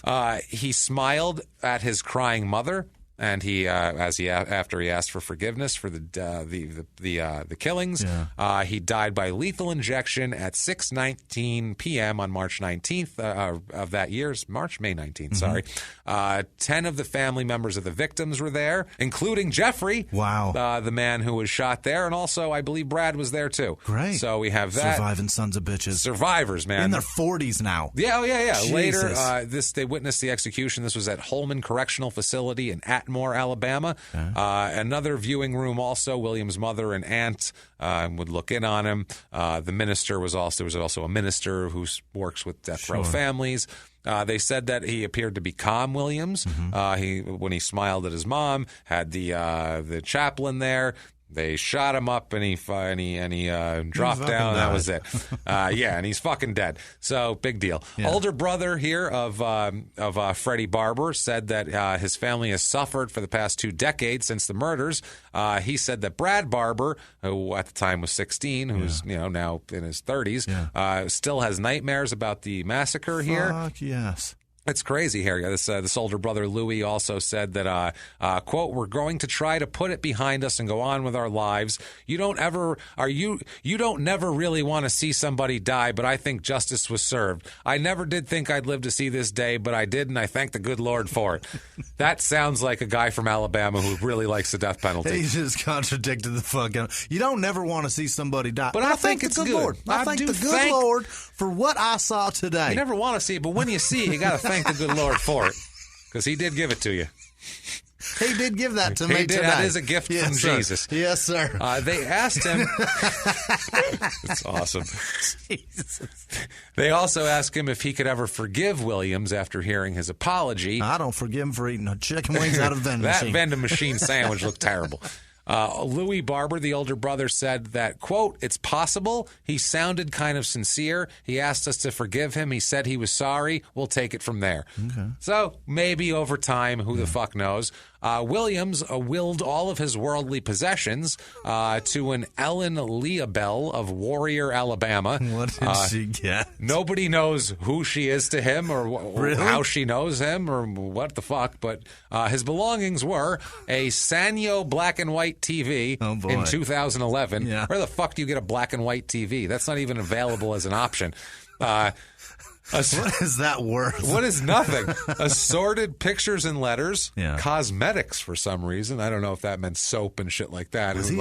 Was he? No, I think it was probably soap and shit. Cosmetics. Was he selling his ass in prison? I think he was selling his ass. I could pretty myself up. Not on death row, though. That's not possible. A brown leather Bible, a shaving mirror, and then the the jewel of the package. Piezo resistance. 18 postage stamps. That's worth at least $6 or $5. That's pretty good. Are they 39 cents now? Is that what they are? I have no idea. I think they're in the 30s. And you should know either with Stamps.com. Right. Should go to Stamps.com. I'm guessing. Yeah, we know that. So, it's really weird, though. So he's dead. Everything's gone. Little addendum onto this here. Harvard University's Fair Punishment Project released a study naming Mobile County as one of the 16 nationwide, quote, outliers in death penalty cases. The outliers are classified as counties that imposed 5 or more death sentences between 2010 and 2015. Oh, they impose them. They actually do it. Yeah, in that time, the study noted that Mobile County, which only has a population of 415,395, sentenced 8 defendants to death. Holy shit. Which is a lot. It places them alongside counties like Riverside County with 2.5 million people, Maricopa County, which we live in Phoenix, with over 4 million people here, and Clark County in Nevada, which is over 2 million people. That's Vegas. So those are big places, and this little place, they'll kill just as many. They don't even have half of those people, and they're killing fucking just as many. Yeah, it's fucking crazy. They say that Harvard's report also says that convictions and sentences of the cases it examined were often the result of split juries, which we saw, inadequate defense, racial bias or exclusion, or overzealous prosecutors. And I got to be honest with you here, and they talk about some specific cases that we don't need to get into. Yeah. This is weird. Alabama, I looked for a case in Alabama, just geographically. I was looking for a case in Alabama. And I'm looking through these cases, and a lot of these cases, and it's weird because a lot of the southern states have this, where there's just a lot of robberies, and they catch these people for murder and robbery. There's a lot of just like nobody didn't know the person, went into a convenience store, shot a guy for $40, went out and bought liquor or something. There's a lot of that going on. That goes on everywhere, all the states, but they seemed extra heavy in the South. And then I found so many cases. Jimmy, I can't tell. This case took forever to pick out because I had gone through reading and looking into 3 different cases before this that all turned out to be more than likely false convictions. That's fucked up. Some of them ended up being actually overturned convictions of dead men, of men who were executed. It's already over. And some of them were still in the process of trying to exonerate a person who was put to death 20 years ago. That's too bad. And it was so, Jimmy, it broke my fucking heart. Yeah. It was so, and this is why we say we don't love the death penalty. Because when you got a guy like this, who did it in front of a fuckload of people, said he did it, blah, blah, blah, this is a different story. But when you have any questions at all, it's really fucked up. We can all root and say, fuck this guy. But there's people who get the death penalty that we don't know if they did it. And there were so many people down there. And I mean, call it whatever it is, but I'm just going to call it like it fucking is, like it's factual. Most of the people, all 3 of these cases I found were black guys. 2 out of the 3 had IQs under 60. Jesus. Under 60. Jesus. Dude, Forrest Gump was like a 72, man. Under 60. They couldn't understand even what the fuck was going on. They forced them and coerced them to sign statements that they didn't know what they were. They couldn't fucking read, and they'd have them read a statement and sign it when they're illiterate. Terrible. Shit like that, where they railroaded these people. The old song, the no evidence. Steve Earle song, Billy Austin. It's just black, brown, and poor people. No evidence. Nothing. And that's the other thing. The white guy that was in there just super poor. And it was just like they were fucking... It was just basically they needed to make an arrest because someone shot, Ellie Mae and Susie Bob, and that they said it was probably that guy, and he didn't deny it because he's too stupid. I heard her scream, "It's a black guy," and we can convict him because he's too stupid to do anything about it, and that's what ends up happening. And he has no money. And he has no money, and that's what it is. And I saw that so much, and more than any other state. I mean, I found 1 or 2 in other states or whatever. This was.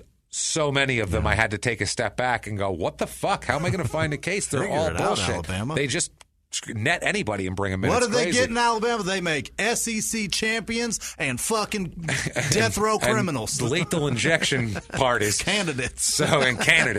So anyway, that is Irvington, Alabama, and that is the story of all those poor dead people, the Barbers, the Paravacinis, and terrible thing here, and a little bit of a weird state also. Hope you liked that story. Hope you did. If you did, I know what you can do. Jimmy, do you have an idea? Because I do. They could go to iTunes. Holy shit, could they give us 5 stars? That'd be helpful. Doesn't matter what they say about us because it's not for our egos, and we know that for a fact. It's just for business purposes. Help us with that funky iTunes algorithm if that's not enough for you. And you want to be an even bigger superstar. Oh, we got a list of them. Like a list of them that we're going to read in a minute. The people that we love the most, our producers. You can do that by going to patreon.com/crimeinsports or going over to PayPal using our email address, crimeinsports@gmail.com. You can reach us there, or you can reach us at Small Town Murder on Instagram, at Murder Small on Twitter, Small Town Pod on Facebook. Just search for Small Town Murder, and you will find us. Or go to the website, shutupandgivememurder.com, where you can find everything about us. You can find merch, new T-shirts out there, mugs, tour dates, which will be up very soon. Shit, Towels, bath mats, shower curtains, you name it. We got it on that website. Do that. But none of that shit matters because the only thing that matters now, with everything out of the way, are our favorite people. Yes. Our producers, our list of the most wonderful people that I'd like to hear right now. Give it to me, Jimmy. This week was incredible. Thank you guys so much. The executive producers are Susan DeGoya, Aaron Cox, Thomas Spade, Chrissy Ann Castaldi, the color chick. I don't know who that is. I imagine thank you Google that. for your color chick. Jason Daniels, Travis McCullum, Brianna Becky. I think it is. It might be Beck. Beck or with the B. She is fucking amazing. You're amazing. Thank you so much. Ridiculous, we Brianna. We want to know how to pronounce your name correctly because you're awesome. Thank you. It's ridiculous that I'm struggling on that, but I'm going to nail Nilu Rafsanjani. Yeah, how about that? We met him. We know him. Her. I was thinking of, sorry. It's all right. She's the bodybuilder in San Francisco. She's cool as shit. I remember her. Yeah. She's totally awesome. I was thinking of Portland. Oh, yeah. Cool I forget his name. I know his name, too. The guy moving to the shithole that we covered. Yes, that's a cool dude. Right. Yeah, really, really cool guy. I love that guy. Amazing. Yeah. Happy anniversary to Chrissy and Travis Saunders. Chrissy God damn it.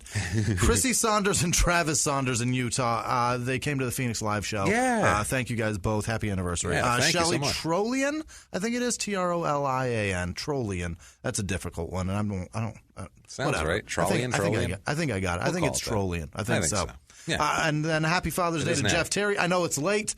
We missed last week, but happy Father's Day, man. I hope you had a great day. Way to leave it in there. Happy Father's Day. Emily Meany Gilbert, Bree Ryan, Jason Fuller, Craig McGeechin, Tabitha Beyer, Raul Lima, Chelsea Gerliman, Tyler Adkins, Kapow Designs, Cat Power, Abby Hinson, Under the Sea Fabrics, John Codling, Sean Hartley, Ashley View or Vo, Nicolette Kiseleff. She's awesome. She always donates, and we don't know how to say her name. It's terrible. I ruined it. It's French. Yeah. I'm sure of it. Yeah. That's a lot of fucking vowels. Probert. Right. Kaylee Davis, Patrick Fett or Fetty, Angelia Wells, Jake LeBeer came through again. Thanks, Jake. Mary Faust, Amy Rowlerson, Angela McGovern, Michael Kennedy. That's right, Mike Kennedy. Mike, again. Okay. Thanks, man. Every time I want. Every time, I got to get you a new name, man. Jillian Hardy, Heather Norton, Barbara Johnson, Emmy Dumont, Jesse Hartman, that guy, and Ted Cyrus and Jesse. Yes, thank you guys are fantastic. Guys. Thank you. Oh my God. Annalise Del Hall, Laura Fauson or Fauswan. Not going to try much harder. Not going to mess it up. Right. Crystal Cook, Corey with no last name, Lexi Skelton, Sean Hartley, Gariscus, I think, Cassandra Schro, Chris Karen, Sandra with no last name, Kat with no last name, Nicholas Matthias. Yes. No. Matthias. You're probably right. Maybe. I don't fucking know. I'm an idiot. Yeah, that's all. Well, that's all. We're idiots. I mean, neither of us can read names. Tim Holzum, Faison Khan, Faison Khan. That's true. Cool name. Chloe Hutula, Tabitha Beyer. I think I said that once. Jordan Merchant, Vicky Yano Shaw. Yes. Yes. You said like that, like it was confirmed by that person in the room. I'm positive. Yes. Aaron Terrell, Nathan Nolte. That guy's awesome. He's a cop. Thank you, Nathan. Appreciate you. Thank you, Nathan. Lisa McLaughlin, Pickle Bean. That's weird. I knew two guys in high school, one named Pickle, one named Bean. Yeah. That's weird. Brianna maybe somebody picked that up. Probably. No, maybe. I don't know. Who the fuck knows? We called him Pickle because he stood up and walked, and he was really stoned. And somebody goes, if a pickle could stand up and walk, it would walk like you. So then they just called him Pickle forever. Why a pickle did they pick that They were stoned too. That's why. That's an odd thing to pick. Were you eating pickles? I would have said dildo. Was there pickles around? No, there were no pickles anywhere near. This doesn't make sense. Troy Graham, Brianna Shabalin, I think they said that. Mara Spencieri, that's it. Hey. Yeah. Thomas with no last name. Brinshido, 39, I think. No. Maybe. Martini. No, maybe. Possibly. Martinis and Macabre podcast. Thank you guys very much. I appreciate you. Yeah, thank you. Corey Brax, Troy Huseby, Sarah Carter, Stephanie Wheeler, Luke Young, Vanessa Costner, Hannah Taylor, DBA. No name, just DBA. Doing business as I think a so. donor. Right. Thank you. Lisa Harden, Callie Johnson. Yes. Yeah, sure. Megan Perry. What the hell? Megan Perry, Bryant Toole, Kat Oyala. Oh, cool. She's Hey, terrific. Kat. Thanks, Kat. Kate Myers, Stitches and Steel. I don't know what that is. I Look think it it's up. a business. I think you should look it up and buy some shit from them. That's what I Stitch or think. Steel, fucking call them. Call them up. Denise Clapp. Hey, stay away from the clap. Yeah. Avoid the clap. Jimmy Avoid Dugan. the clap. That's good advice. That's good advice. I love that. Alana Love Fernard, that so much. Francisco Bento, Tony Dodson, Amanda Patravito. Yes, Amanda Patravito. I love how you sure. celebrate when you think you get yes. Fucking yeah. It's not even yes, that's what it is. It's yes. Got it out. Lindsay Morse donating some of that Morse code fortune. Thank you. Carrie Centeno, Corey Luthan, I think. No? Yeah. Oh, fuck it. I'm done. Luthan? Jason Scott, Toralf Karji. What was that last one? Toralf Karji? Toralf Karji. All right. I think so. Thank you, Toralf. Lila Blake, Steve Schnell over there in Philly. Hey, Thanks, Steve. Matthew Jarrett, Austin Fowler, Louisa Williams, Andy Reynolds, Janae Content, right? Content? I don't know. I don't know. You have the names in front of you. You're Jimmy. right. Allie Cannon Remote Sessions, Jessica, Nora Vickery, Norel Page, Angela Shaw, Cordell McNabb. I hope that, God damn it, I want it to be. That's Cordell Stewart and Donovan McNabb's love child. I want it to be so bad. Related to one of them. Yeah. Lucas Biggs, Jonathan Couch. No, yes, it is. Yes. No, it's Jay Nathan. Yes. Jay Nathan Couch? Oh, or is Jay it Jonathan? Nathan Couch. Ooh. Either way. Fuck, did I skip an Ooh, O? what a turn on. Brianna Pink Pampina, Araya Griffin, Devin, Regnikov. Yes. Regnikov? Yes. And then Casey Catalan. Thank you guys Thank you so much. Thank you guys so much. Yeah. Well, honestly, we can't tell you how much we appreciate it. And if you knew the behind the scenes of it all, you would know the stress. How fucking important that is, because you literally keep us alive and keep us being able to pay our bills while we're trying to fucking navigate insane business bullshit with assholes. So, that said, we can't thank you guys enough. And what if somebody said they can't thank you enough and they want to find you and tell you that? How can they do it, Jimmy? You can find me on Twitter, Instagram, and Snapchat at Whisman Sucks, WHISMAN Sucks. And I love hearing from you guys. I love seeing the dog pictures. That's fucking They're awesome. Bananas lately, too, by the way. And thank you guys so much for everything. We really appreciate you. Absolutely. And I'm at Jimmy P is Funny. You can get a hold of me there, or you can copy and paste my last name from the show description and find me somewhere else. Go for it. Don't hurt yourself. Don't try to spell it. It's just a mess and you won't be able to do it. At least stretch first. At least stretch. Yeah, you're going to pull a hammy. You know what I mean? So that said, everybody, guys, we're very excited to come back next week and every single week. And until next week, it's been our pleasure. Bye.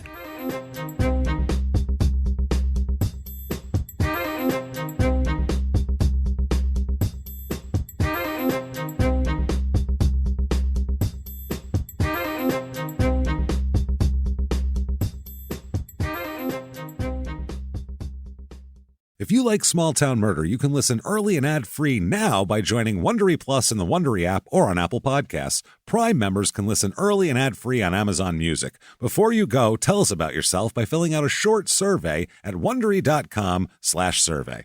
In the 1980s, a rosé swept the country. Hey, Mike, I really like this White Zinfandel. Well, good. Now put it down. We're going to try another one. White Zin became America's top-selling wine. But most don't know that this sweet drink has a sour history.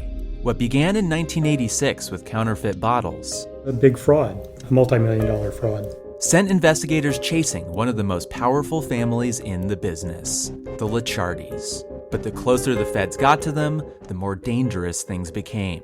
It's a story of deceit. the time, I was paranoid. Threats. You touch my kids, I will kill you. And murder. With a .22 caliber bullet to the head. What started with a scheme to mislabel wine spilled into a blood-soaked battle for succession. Welcome to Bloodvines. You can binge listen to Bloodvines exclusively and ad-free on Wondery Plus. Join Wondery Plus in the Wondery app, Apple Podcasts, or Spotify.